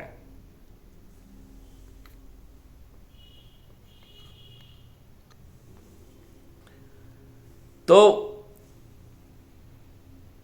अश्विनी जी, मैं चाहूँगा, आप बुजुर्ग भी हैं, वयोवृद्ध हैं आप और शुरू से आप जुड़े हुए हैं, आप अपना मंतव्य क्लियर करके और फिर भिड़िए।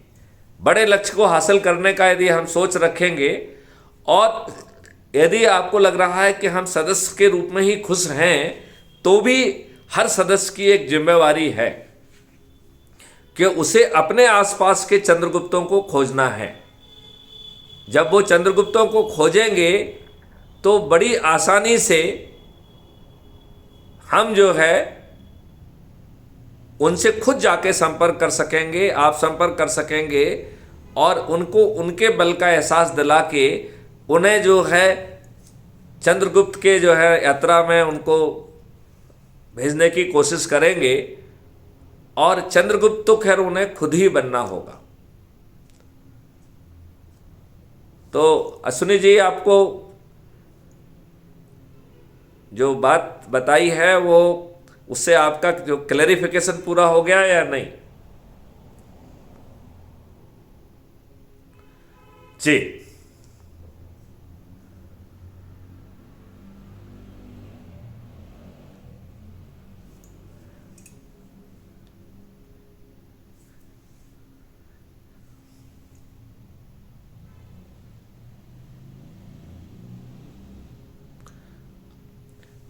मैं आपसे वही निवेदन कर रहा हूं कि आप चंद्रगुप्त और उसका स्तर की अलग अलग सूची बना सकते हैं। जो आपको लगता है कि संसदीय चंद्रगुप्त की उसमें ऊर्जा है, जो 21 लक्ष्यों से इत्तेफाक रखता है और घर घर जाके लोगों के बीच में बैठ के लोगों को जोड़ सकता है, ऐसे चंद्रगुप्तों को जो है हमें पहचानना है। तो मैं अपने सभी सदस्यों से अनुरोध करता हूं कि वो हमारी मदद करें उनकी सूची बनाने में। और फिर जो है हमारे लेवल पे यदि आप हमको वो सूची भेजेंगे तो हम उन्हें जोड़ते जाएंगे, उनको जो है ना एक व्हाट्सएप ग्रुप में रख लेंगे। पहले कुछ समय तक उनके पास फीड अकेली भेजेंगे और फिर उनसे जो है वीडियो कॉन्फ्रेंस के जरिए से बात करेंगे और उन्हें मोटिवेट करने की कोशिश करेंगे। हम घोड़े को पानी के पास ले जा सकते हैं, घोड़े को पानी नहीं पिला सकते हैं। तो हम उसे उसके बल और उसकी क्षमता और उसके का जो है ना एहसास दिला सकते हैं, लेकिन उसे बनने की सोच खुद बनाना पड़ेगी और उसे मेरिट लिस्ट में खुद अपना स्थान बनाना होगा, तभी ये संभव है। और जैसे जैसे लोगों को ये बात समझ में आती जाएगी, क्योंकि इसका कोई पैरेलल मॉडल संभव नहीं है और ये सोच भी संभव नहीं है। ये जो लोग 75 साल का जो है ना अभी अमृत महोत्सव मना लिया और इन्होंने एक बार भी ये नहीं कहा कि गुलामों के नियम कानून आपके ऊपर थुपे हुए हैं, गुलामों की व्यवस्था आपके ऊपर थुपी हुई है, तो बाकी पॉइंट भी इनके सोच के हिस्सा नहीं है।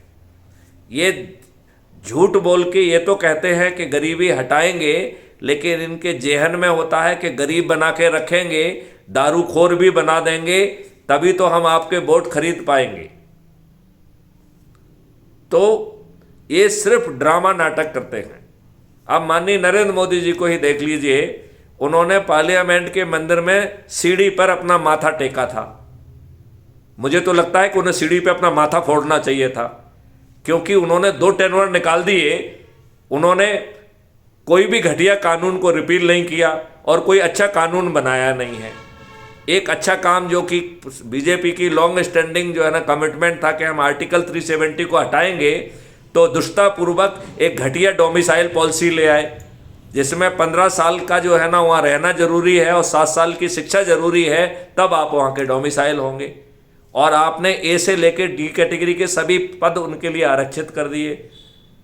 तो मुझे तो ये बैक एंड से जो है ना आर्टिकल 370 ही दिख रहा है, हालांकि वो नहीं है, लेकिन आपने आर्टिकल 35A हटाया।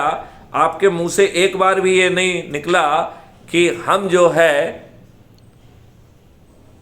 एक बार भी ये मुंह से बात नहीं निकली कि ये दुष्ट कांग्रेस ने असंवैधानिक तरीके से इसे संविधान में जो है घुसेड़ा गया।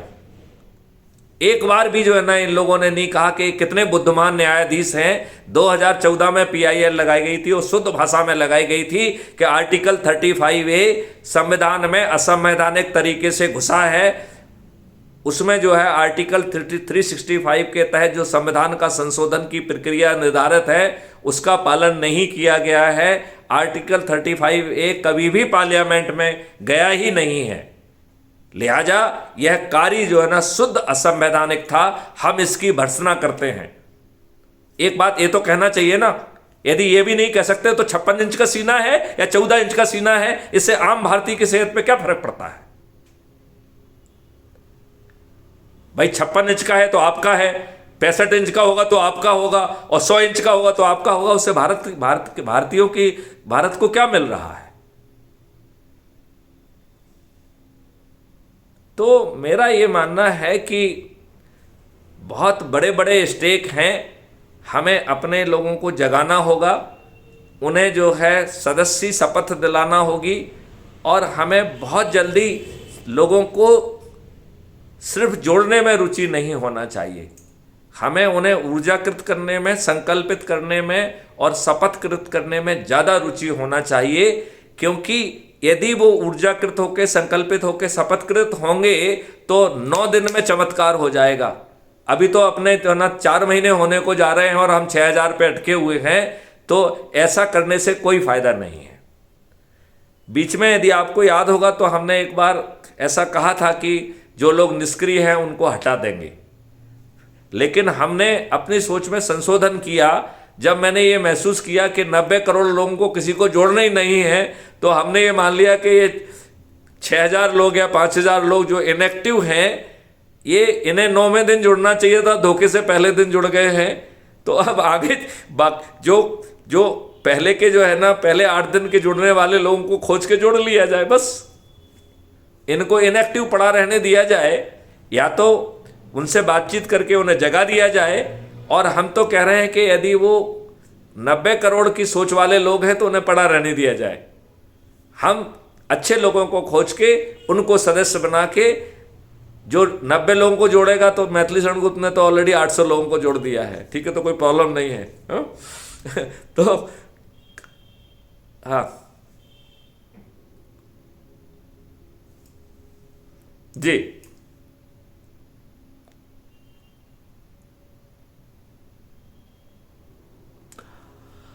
नहीं, वो 9वें दिन के लोग हैं ना, 9वें दिन 90 करोड़ लोगों को जुड़ना है, जिन्हें किसी को नहीं जोड़ना है।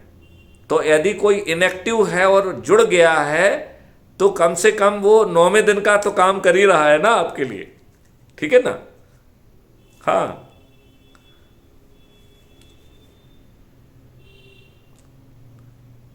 शीतल जी, आप दूसरी बार जुड़ रही हैं, आप भी अपने विचार रखिए। आप मेरे ख्याल से बैकग्राउंड में ज़रूर सुन रही होंगी, और आप बहुत सारे वीडियोस भी जो बहुत ज़्यादा रोज़ परोसे जा रहे हैं, उन्हें भी आप सुन रही होंगी। तो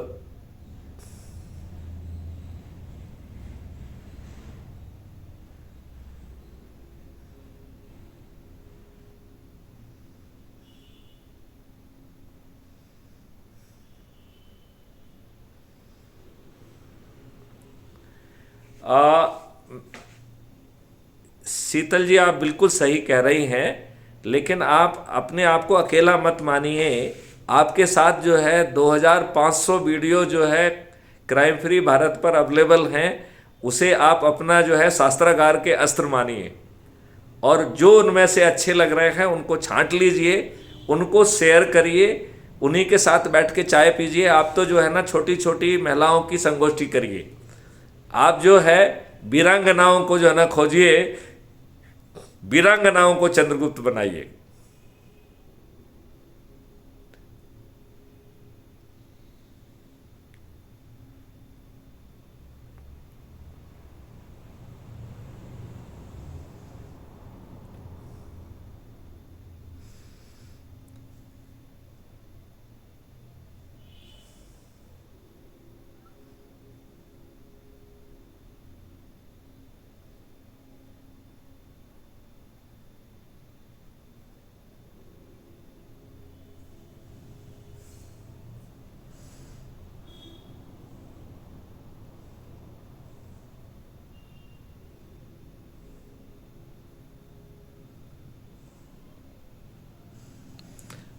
बिल्कुल, आपने बहुत सही बात कही है, लेकिन यदि हम प्रयास करते हैं तो एक मुलायम रस्सी जो है पत्थर पर और लोहे पर भी निशान छोड़ती है।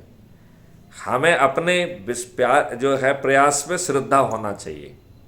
और अभी हमने आज, आपको मालूम नहीं, आप उसमें थी, आपने सुना कि नहीं सुना है, हमने इसको हर लेवल को एक पुलिस के रिक्रूटमेंट से कंपेयर किया, और हमने उसमें बताया है कि सबसे पहले तो हमें यही तय करना होता है ना कि हम किस स्तर पर जाना चाहते हैं। तो वो आप शपथ लीजिए, तो आप उतनी ऊर्जा डाल पाएंगे। यदि आप एक बार सोचेंगे कि आपको सिविल सर्विसेज में बैठ के पास होना है, तो ये विचार आएगा तो आप फॉर्म भरेंगे, फिर आप कोचिंग में या अदरवाइज मेहनत करके जो है ना प्रीलिम में निकलेंगे, मेन में निकलेंगे, इंटरव्यू में निकलेंगे, और प्रयास करके मेरिट लिस्ट में आएंगे। हाँ, अब उनको तो जो है ना सेकंड अटेम्प्ट और थर्ड अटेम्प्ट का भी फायदा है, राइट, लेकिन इसमें कोई अटेम्प्ट नहीं है आपके पास, क्योंकि जैसे ही 2024 का नोटिफिकेशन जारी होगा, सांसद का जो है ना वो लॉक होकर 543 की मेरिट लिस्ट बन जाएगी, राइट, और अगले बार जो है पूरी व्यवस्था ही बदल जाएगी, लिहाजा सिस्टम सब अलग हो जाएंगे, राइट, लिहाजा सेकंड अटेम्प्ट के लिए स्कोप नहीं है, इसलिए पूरी एनर्जी से इसी अटेम्प्ट में लग जाना है। और आप ये देखिए, इतनी छोटी चीज से इतना बड़ा परिवर्तन आने वाला है, तो मुझे लगता है कि जो हम लोगों से करने की अपेक्षा की जा रही है ना, तो उसमें 5 पैसे खर्च हो रहे हैं, और ना ही हम कोई बहुत दिक्कत वाला काम कर रहे हैं। यदि हम अपनी लिस्ट बना के सामने वाले को पहले बताएं कि भैया हम आपके घर आ रहे हैं, थोड़ा सा जो है ना भजन कीर्तन करेंगे और ये करेंगे वो करेंगे, और फिर साथ में जो है ना 1-2 वीडियो देखेंगे और ऊर्जाकृत होकर संकल्पित हो जाएंगे, और एक रजिस्टर साथ में रख के सबके नाम, नंबर और पता लिख लेंगे, और एक व्हाट्सएप ग्रुप बना लेंगे जिसमें 500 के लगभग आराम से आजकल आने लग गए हैं, तो वो भर जाएगा तो नंबर 2 पे कर लीजिए। उसमें आप यदि हमको भी जोड़ के रखेंगे तो एक तो हमें आपकी गतिविधियों का मालूम रहेगा, और कुछ कुछ फीड भी हम भी डालते रहेंगे, तो आपके सदस्यों को ये भी लगेगा कि डीजी साहब हमारे ग्रुप में सीधे भी जुड़े हुए हैं। नहीं नहीं, सर्वोपरि तो जो बनाने वाला है वो ही रहेगा, क्योंकि वो बनाएगा उसको, और जी जी, और उसका नाम रखिए common crime free Bharat CFB support group. जैसे आपका शीतल शर्मा तो SS हो गया, है ना, तो जो जो आपको लगता है ये सजेस्टिव नेम है, आप उसके हिसाब से उसको कर लीजिए, और थोड़ा सा ज़्यादा एनर्जी से काम करिए, क्योंकि अभी जो है मैंने जैसे अभी थोड़ी देर पहले शेयर किया है कि अब विचार बन रहा है कि मध्य प्रदेश, छत्तीसगढ़ और राजस्थान के जो अभी चुनाव आने वाले हैं, उसमें क्राइम फ्री भारत के चंद्रगुप्तों को उतारा जाए। और उस उतारने में कोई दिक्कत भी नहीं है, केवल बस मेरिट लिस्ट में उतने लोग आ जाना चाहिए, राइट। तो जोर से जो है आप लोग इन 3 राज्यों के जो चंद्रगुप्तों के बारे में यदि आप एक सूची बना सकती हैं तो बनाइए। ये मेरी प्रार्थना सभी सदस्यों से भी है। हमारे लगभग 48 पार्टिसिपेंट बैकग्राउंड में सुन रहे हैं। मैं सभी 48 पार्टिसिपेंट जो कि इस समय बैकग्राउंड में हैं उनसे निवेदन करता हूं कि वो ये चारों स्तर के चंद्रगुप्तों को पहले जो है इन राज्यों के चंद्रगुप्तों को यदि पहचानने में मदद करेंगे तो हमें जो है एक कॉम्पिटिटिव वातावरण बनाकर अच्छे लोगों को जो है चंद्रगुप्त की प्रतियोगिता में निकालने में सफलता मिलेगी। और जब वो लोग मेहनत करेंगे तो हमारी संख्या इन सभी राजनेताओं को पराजित करने के लिए आसानी से आ जाएगी। वैसे भी जनता जो है सबसे दुखी है, कांग्रेस से दुखी, भाजपा से दुखी, लूट मची हुई है, गंद मची हुई है। ये अपने आप को जबरदस्ती महान मान रहे हैं, इनका एकदम घटिया काम है। क्यों राजेश जी, आप इस बात से कहां तक सहमत हैं? तो आप भी इस बात को मान रहे हैं कि हमको अपने चंद्रगुप्तों को 2023 में उतारना चाहिए? अश्विनी जी, आपकी क्या धारणा है?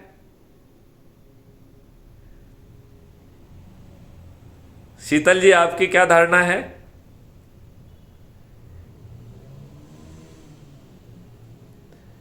पार्टिसिपेंट भी अपने कमेंट बॉक्स में अपनी राय लिखें तो अच्छा रहेगा। और अभी 2 सीट खाली पड़ी हुई हैं तो इन्हें खाली रखना ठीक नहीं है। मैं अपने साथी, स्पेशली जो नए साथी हैं जो पहली बार आए हैं, कम से कम वो सब लोगों से नमस्कार करेंगे, सब लोग उन्हें देख पाएंगे तो अच्छा लगेगा। मैं देख रहा हूं कि साजिद मंसूरी सागर से जुड़े हुए हैं, दीपक कुमार जी जुड़े हुए हैं जो कि उत्तर प्रदेश से हैं, संतोष ठाकुर जी तो जुड़े भी थे लेकिन उन्होंने कुछ कहा नहीं, वो दरभंगा से हैं, मनोज कुमार दुबर जी जो है वो इंदौर से हैं।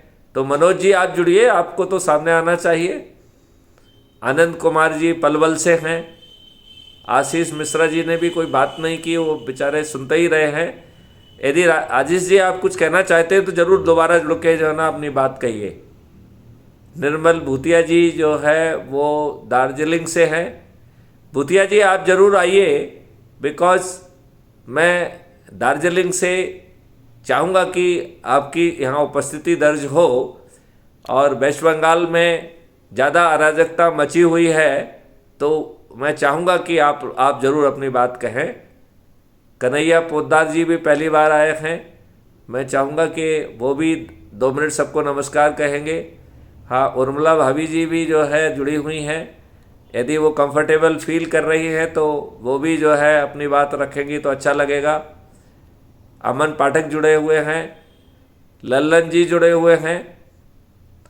लल्लन जी जो है ना पीछे ही रहते हैं, आप जो है माधेपुरा बिहार से हैं और बहुत अच्छा कर रहे हैं, बहुत एक्टिव हैं और 21,854 प्रतिष्ठा पॉइंट के साथ जो है ना एकदम बहुत अच्छी भागीदारी कर रहे हैं।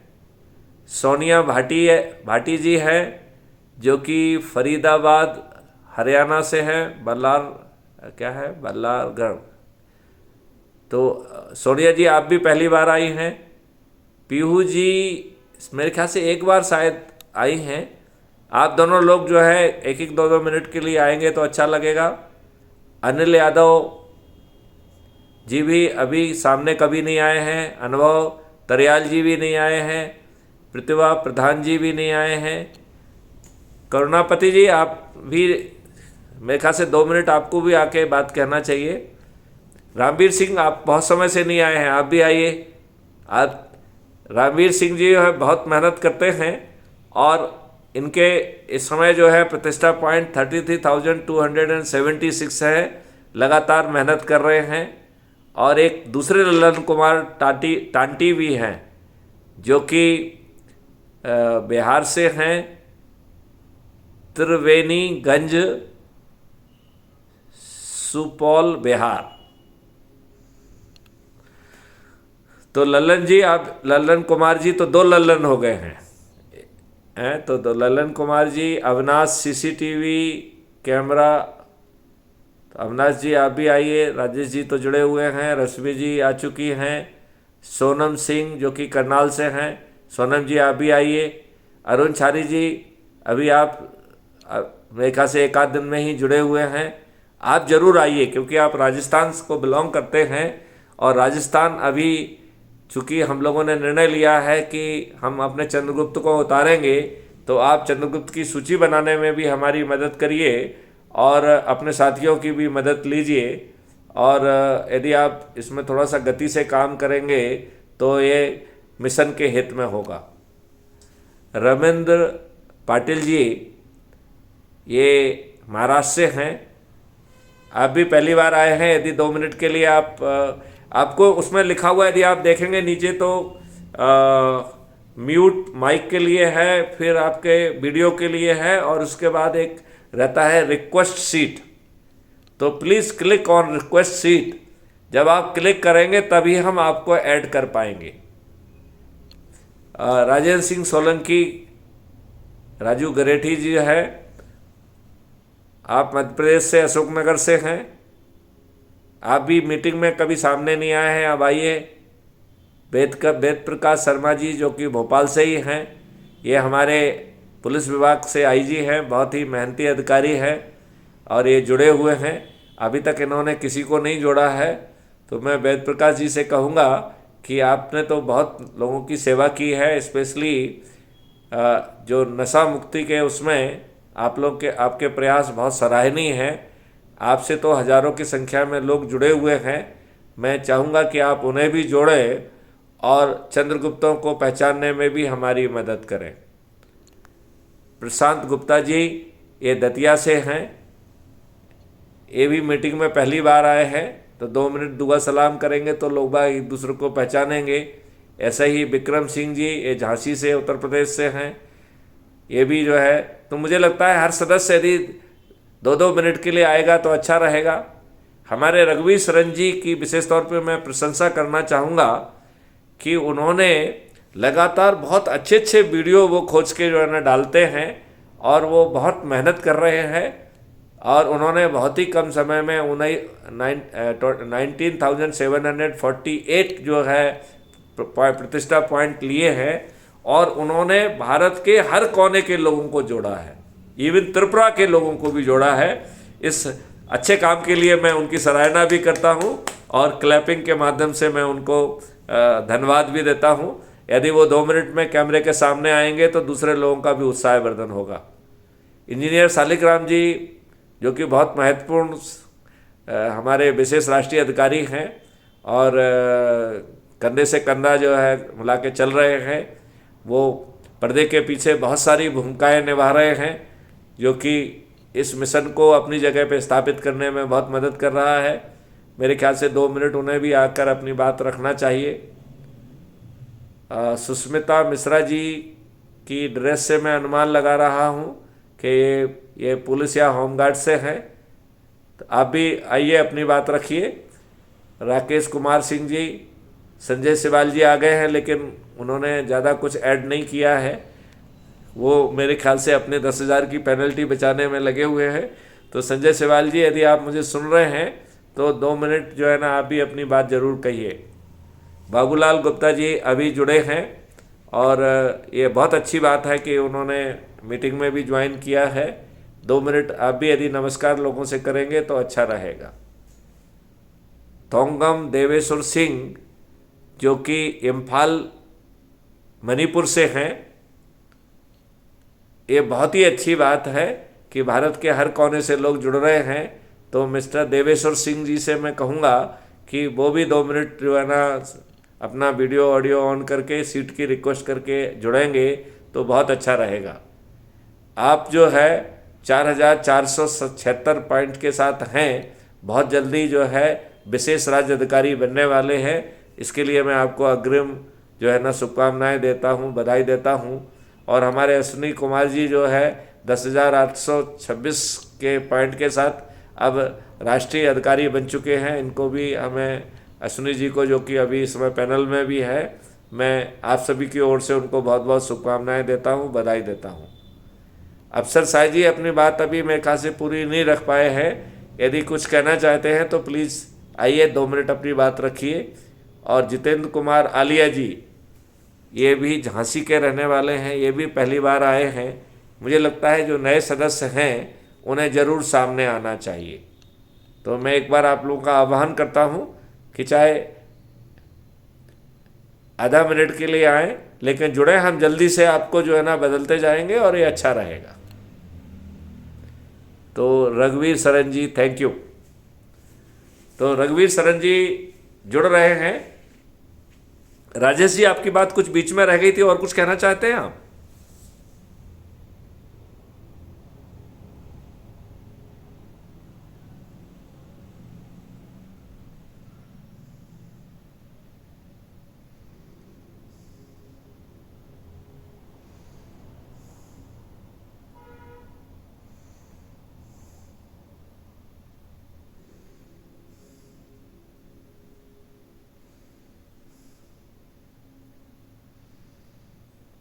लेकिन उसके लिए अभी बड़ी चुनौती ये है कि हमें चंद्रगुप्तों की हर किसी को सूची बना के जल्दी से शेयर करना है, उनसे बातचीत करके उन्हें जो है उनके इस रोल के लिए उन्हें तैयार करना है। तो ये बहुत ज़रूरी है, राइट। और राजेश जी, हमारे रघुवीर सरन जी अशोकनगर के रहने वाले हैं, और मैं जो है रघुवीर सरन जी के ज़िले का 3 साल तक एसपी रहा हूँ। आप बहुत ही मेहनती और बहुत अच्छा काम कर रहे हैं, और आप बहुत ही सुंदर और अच्छे अच्छे वीडियोस जो है ना खोज के ला रहे हैं, जो कि बहुत ही जानकारी वाले हैं। मेरे ख्याल से टीम जो है, पूरा जो मिशन है वो आपके वीडियो से लाभान्वित हो रहा है। और एक दूसरी चीज़ की मैं तारीफ़ करना चाहूँगा कि आपने जिन लोगों को जोड़ा है वो भारत के हर कोने के हैं। आप भारत के हर कोने के लोगों के संपर्क में हैं, इसके लिए मैं आपको सलूट करना चाहूँगा, और मैं आपको सुनना भी चाहूँगा। रघुवीर सरन जी,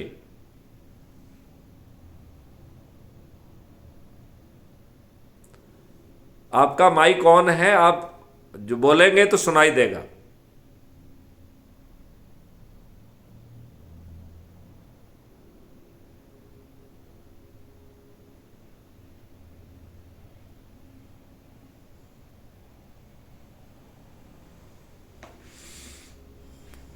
मेरे ख्याल से शायद कोई प्रॉब्लम रही होगी, तो उनकी आवाज़ हम तक नहीं पहुंच पाई। लेकिन हम आप सब लोगों के को जो है बताना चाहूँगा कि वो बहुत मेहनत कर रहे हैं, और मैंने इस बात को विशेष तौर पर महसूस किया है कि ऐसा कोई स्टेट नहीं होगा जिसका व्यक्ति उन्होंने ना जोड़ा हो। तो ये अपने आप में एक बड़ा कीर्तिमान है, जो मैंने ख्याल से ही maybe the only one जिसने लगभग हर प्रदेश के कम से कम 1-2 व्यक्तियों को जोड़ा है। ये एक बड़ा अनूठा सा जो है कीर्तिमान है। मैं उनको साधुवाद देता हूँ, धन्यवाद देता हूँ। और अशोकनगर और गुना से मुझे विशेष तौर पर लगाव है, क्योंकि मैंने वहाँ काफ़ी लंबा समय बिताया है।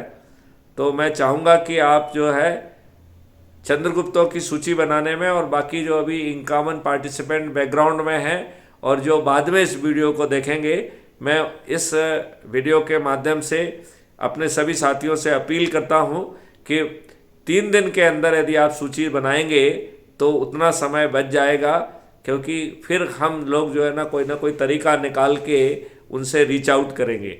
तो जिनको आप रीच आउट कर सकते हैं उनको रीच आउट कर लीजिए।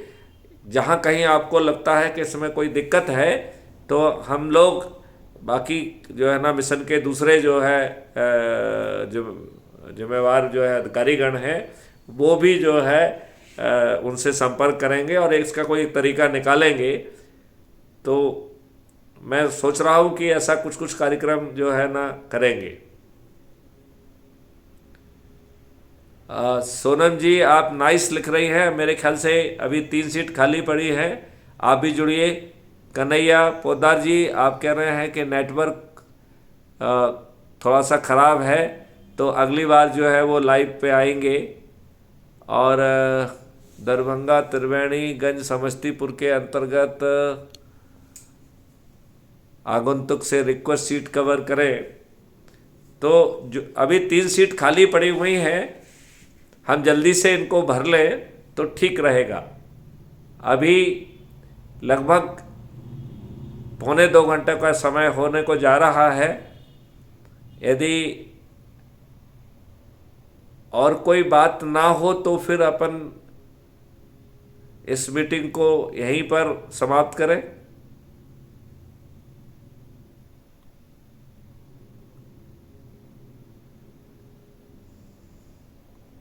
जी, मेरे ख्याल से हमारे लोग जो है संकोच ज़्यादा करते हैं, पर्दे के पीछे ज़्यादा रह रहे हैं। लेकिन मैं ये भी देख रहा हूँ कि बहुत सारे लोग 9वें दिन का उनको जब से सुनने को मिला है कि 90 करोड़ को किसी को नहीं जोड़ना है, तो वो 9वें दिन के बन के रह गए हैं। तो हमें नए साथियों को खोज के, जो पहले दूसरे तीसरे दिन के, चौथे दिन के, 5वें दिन के, 6वें दिन के लोग हैं, उनको जो है ना खोज निकालना है।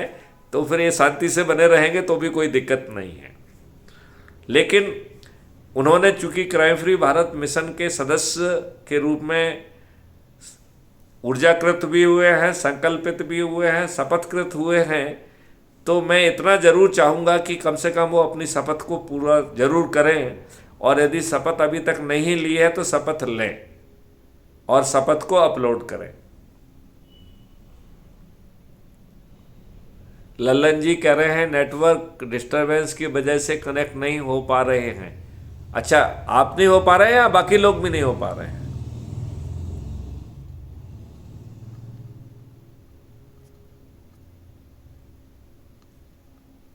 मेरे ख्याल से एक ड्रिल अच्छी रहेगी यदि हम लोग जो है 1-1 मिनट के लिए सभी लोग आके यदि अपनी बात, सहमति या कुछ कुछ रखेंगे तो मीटिंग की गुणवत्ता बढ़ जाएगी। और करुणापति जी, यदि आप अभी उपस्थित हैं तो आप भी 2 मिनट के लिए आ जाइए। हमारे लल्लन जी पूरा नेटवर्क रखते हैं। संतोष जी, यदि आप कुछ कहना चाहते हैं तो आप भी जुड़ जाइए। चलिए, सालिग्राम जी जुड़ रहे हैं, बहुत अच्छी बात है। तो सालिग्राम जी हमारे जो है विशेष राष्ट्रीय अधिकारी हैं और ढेर सारी जिम्मेवारी पर्दे के पीछे ये निर्वहन करते रहते हैं, जिसके कारण मैं जो है अन्य जिम्मेवारियों पे बड़ी उससे निश्चित होकर जो है केंद्रित कर पाता हूँ। तो मैं व्यक्तिगत रूप से जो है इंजीनियर सालिग्राम जी को जो है ना इस बात के लिए धन्यवाद देना चाहूँगा। लेकिन अभी इन्होंने चंद्रगुप्ती खोज में जो है वो सूची बना के भेजने में थोड़ी सी देरी कर दी है। मैं राजेश जी से भी कहूँगा, सुनील जी से भी कहूँगा कि थोड़ा सा इसमें अपन गति लाएंगे। और विशेष तौर पर हमें मध्य प्रदेश, राजस्थान और छत्तीसगढ़ में थोड़ी सी ज़्यादा गति का प्रयोग करना पड़ेगा, क्योंकि यदि यहाँ पे हमको उतरना है तो हमें चंद्रगुप्तों की फौज और कंपटीशन पैदा करना पड़ेगा। तभी पर्याप्त संख्या में हमारे सदस्य होंगे जो सभी राजनीतिक पार्टियों के राजनेताओं को हरा सकेंगे। मैं आपको एक चीज़ ये भी बताना चाहूँगा कि कम से कम मध्य प्रदेश के बारे में तो मैं कह ही सकता हूँ कि सभी लोग जो है कांग्रेस और भाजपा से दुखी हैं। यदि हमने उनको ठीक विकल्प दिया और उनको 21 लक्ष्य भी मिल रहे हैं तो आप थम्पिंग मेजॉरिटी के साथ जो है इन अधिकांश राजनेताओं को बड़ी आसानी से पराजित कर पाएंगे। तो मुझे लगता है लक्ष्य उतना कठिन नहीं है यदि हम संकल्पित होकर काम करेंगे और हम लोग जो है यदि उसमें पहुंचना चाहेंगे तो अच्छा रहेगा। पांडे जी भी जुड़ रहे हैं, मैं उनको जोड़ता हूं। तो सालिग्राम जी, आप अपनी बात रखें। Good evening mister Pandey ji. Pandey ji हमारे इंस्पेक्टर हैं और बहुत मेहनती हैं और लगातार जो है क्राइम फ्री भारत के प्रमोशन में लगे रहते हैं। और क्राइम फ्री भारत का प्रमोशन मिशन का क्या प्रमोशन है, ये देश का प्रमोशन है। तो हम सब लोगों का फर्ज बनता है कि हम अपने देश का प्रमोशन करें, क्योंकि देश होगा तो हम सब होंगे। नहीं तो हमारे राजनेता तो इस देश को बेचने में कोई कसर छोड़ नहीं रहे हैं।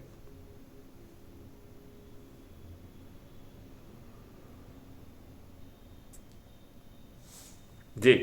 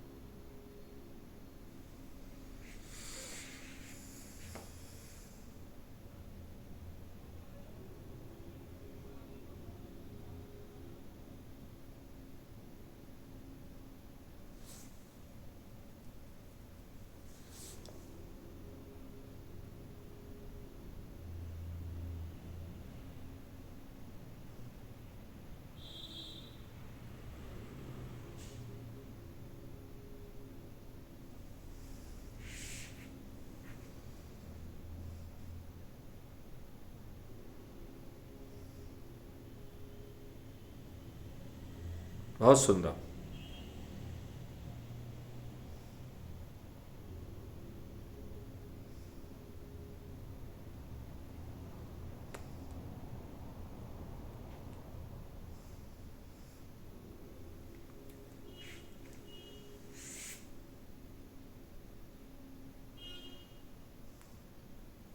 बिल्कुल ठीक बात है।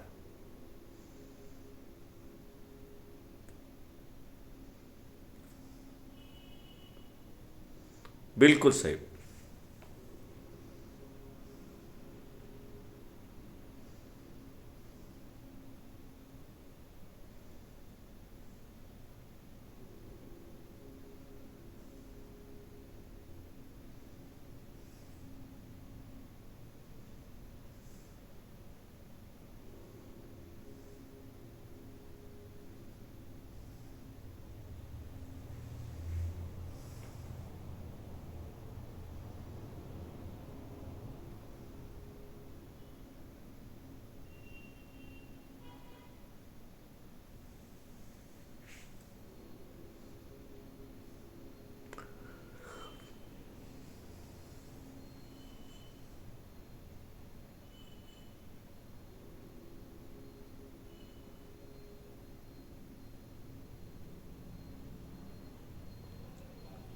बहुत सुंदर, बहुत सुंदर।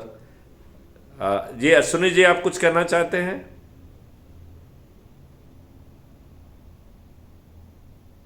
जी,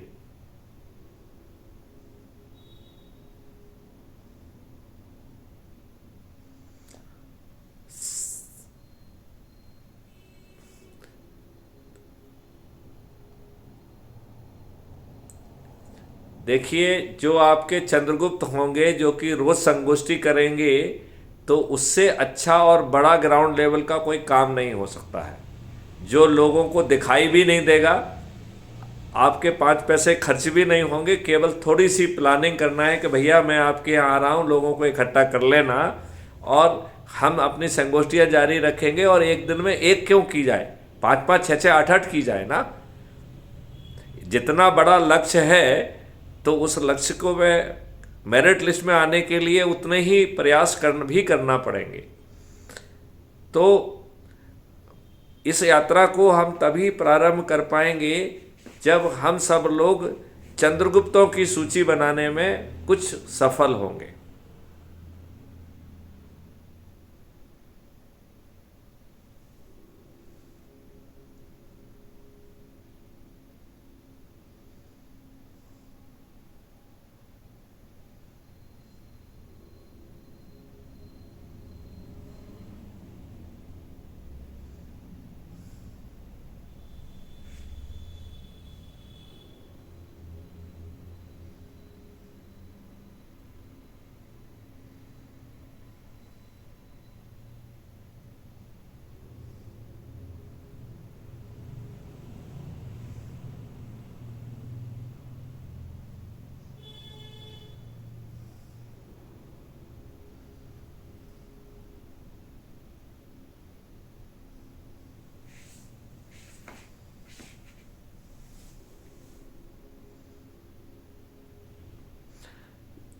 मुझे लग रहा है कि जो आपकी ये सलाह है कि उनको प्रभारी का जो है ना एक अनौपचारिक पद भी देना में कोई बुराई नहीं है। उससे उससे क्या होगा कि एक थोड़ा सा सम्मान वो फील कर पाएंगे, क्योंकि चंद्रगुप्त तो तब स्थापित होंगे जब मेरिट लिस्ट निकलेगी, राइट। तो उसके अभी उनको यदि आज सम्मान मिलेगा तो वो ज़्यादा और थोड़े से मेहनत से काम कर पाएंगे। और इन एनी केस चंद्रगुप्त बनने के लिए तो उन्हें खुद ही मेहनत करना है, और उसके बदले में उन्हें जो मिल रहा है वो बाकी जगह तो मिलना मुश्किल ही है, संभव ही नहीं है बल्कि देखा जाए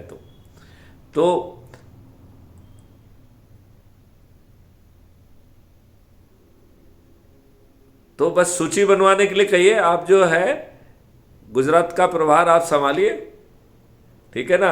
और उसके मॉडल के आधार पर जो है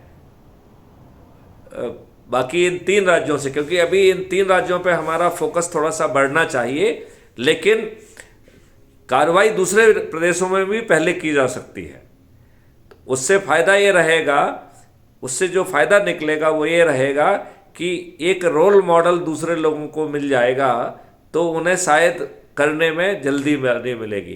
तो चूंकि सलाह आपकी है, तो मुझे लगता है कि आप गुजरात में मेहनत करके ज़रा जल्दी बनाइए। और मुझे बताया गया है कि भाजपा जीती जरूर है, लेकिन भाजपा के प्रति असंतोष भी बहुत है।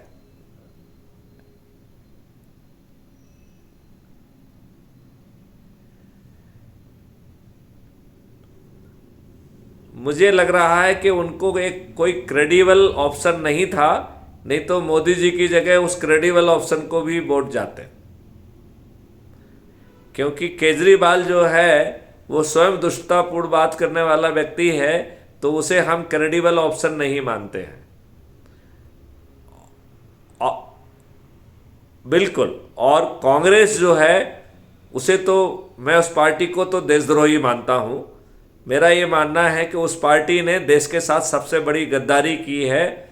और मैं ये भी मानता हूँ कि जवाहरलाल नेहरू इस देश के प्रथम प्रधानमंत्री बने, इससे बड़ा देश का दुर्भाग्य और कुछ नहीं हो सकता था। और लेकिन भाजपा ने भी कुछ अच्छा नहीं किया। जहां हाकी जीत और नाकी हार करने से काम चल सकता था, वो काम भी नहीं किया। और इन्होंने तो बाकी सब रिकॉर्ड भी तोड़ दिए। अब उत्तर प्रदेश जो 2022 में चुनाव हुआ, उसमें 403 सदस्यों की विधानसभा में 205 आपराधिक रिकॉर्ड के व्यक्ति हैं।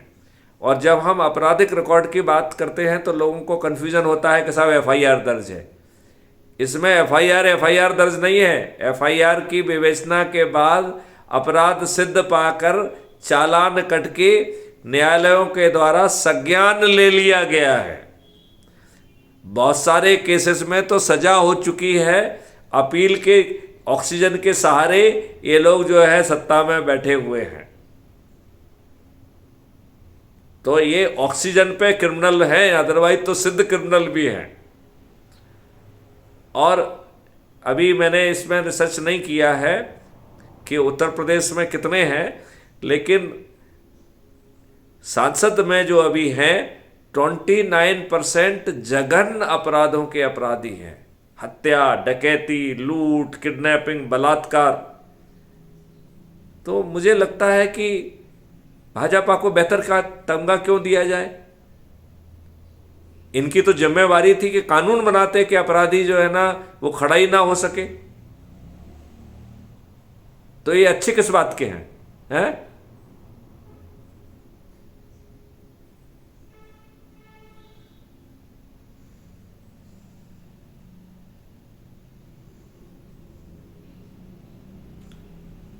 नहीं तो फिर ये अच्छे कैसे हैं भाई?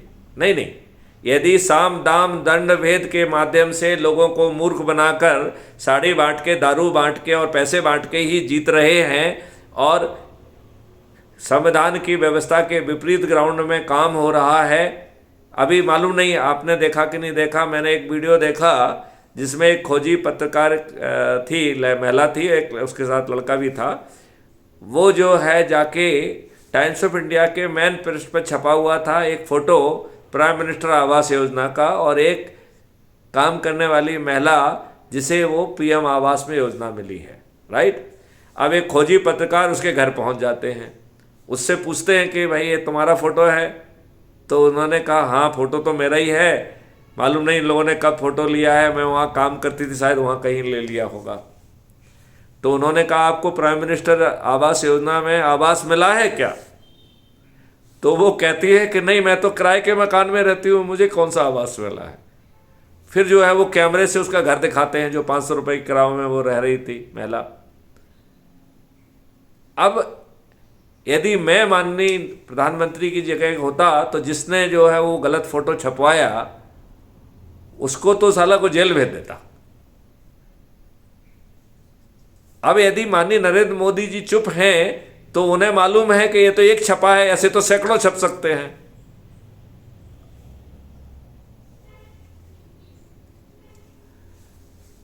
तो फिर इस दिखावा से इस देश का भला तो नहीं होना सकता है। और फिर हम किसी को अच्छे होने का सर्टिफिकेट कैसे दे सकते हैं इस बात पे? तो पहले तो हम सर्टिफिकेट देने वाले कोई नहीं है, और यदि कोई पूछे तो मुझे ऐसी कोई चीज़ नहीं दिख रही है कि मैं भाजपा को दूसरी पार्टियों से अच्छा कहूं। लेकिन हाँ, कांग्रेस सबसे खराब है ये कहने में मुझे कोई आपत्ति नहीं है। मैं तो ये कह रहा हूं कि सब खराब हैं और उसमें कांग्रेस महा खराब है। नहीं, मैं देखिए मेरी बात कहने के पीछे लॉजिक है। जो व्यक्ति पहले आता है वो परपाटी और ट्रेडिशन सेट करता है। इस दुष्ट कांग्रेस ने घटिया जो है ना ट्रेडिशन, घटिया कानून बना के देश के लिए घटिया व्यवस्था पैदा की है।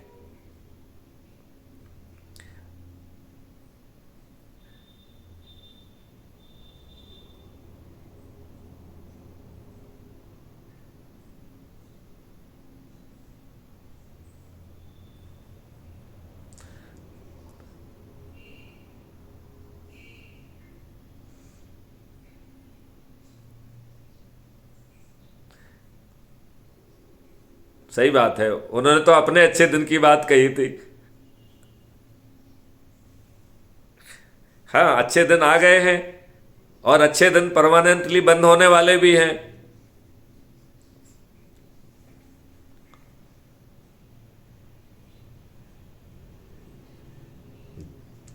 चलिए तो राजेश जी आपको तो कुछ नहीं कहना है और कुछ? चलिए तो मैं अपने सभी साथियों का जो सामने हैं पैनल पे उनको धन्यवाद देता हूं। जो हमारे 56 साथी बैकग्राउंड में जुड़े हुए हैं उनको भी मैं धन्यवाद देता हूं। मुझे पूरा विश्वास है कि वो हमारे अब इसमें भिड़ जाएंगे। जो सदस्य हैं वो सदस्य संकल्प और शपथ का पालन करने में भिड़ेंगे, और अभी जो थोड़ी सी जो है हल्की सी ढीलापन दिख रहा है उसको दूर करेंगे। और उससे ज़्यादा चंद्रगुप्तों की पहचानने में, हर 4 लेवल के चंद्रगुप्तों को पहचानने में उसको अपने अपने लेवल पे सूची बनाइए। और हर क्षेत्र में ज़रूरी नहीं है कि आप एक नाम रखें। आपको यदि वहाँ 10 नाम समझ में आ रहे हैं तो 10 नाम लिखिए और सबके मोबाइल नंबर लिखिए और उसको शेयर करिए। और उसका जो है ना फिर व्हाट्सएप ग्रुप वगैरह बना के we will try to reach out to them. और जिनका जो नाम प्रस्तावित कर रहा है यदि वो उनसे बात करने की स्थिति में है तो प्राथमिक बात वो अपने स्तर पे कर ले, और फिर जो है ना हमसे कॉन्फ्रेंस कॉल करा सकता है, हमारे किसी राष्ट्रीय अधिकारी से कॉन्फ्रेंस कॉल करा सकता है।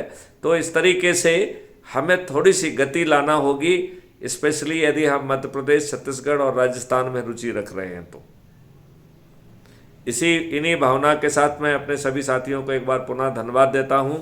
जय हिंद, जय भारत, वंदे मातरम।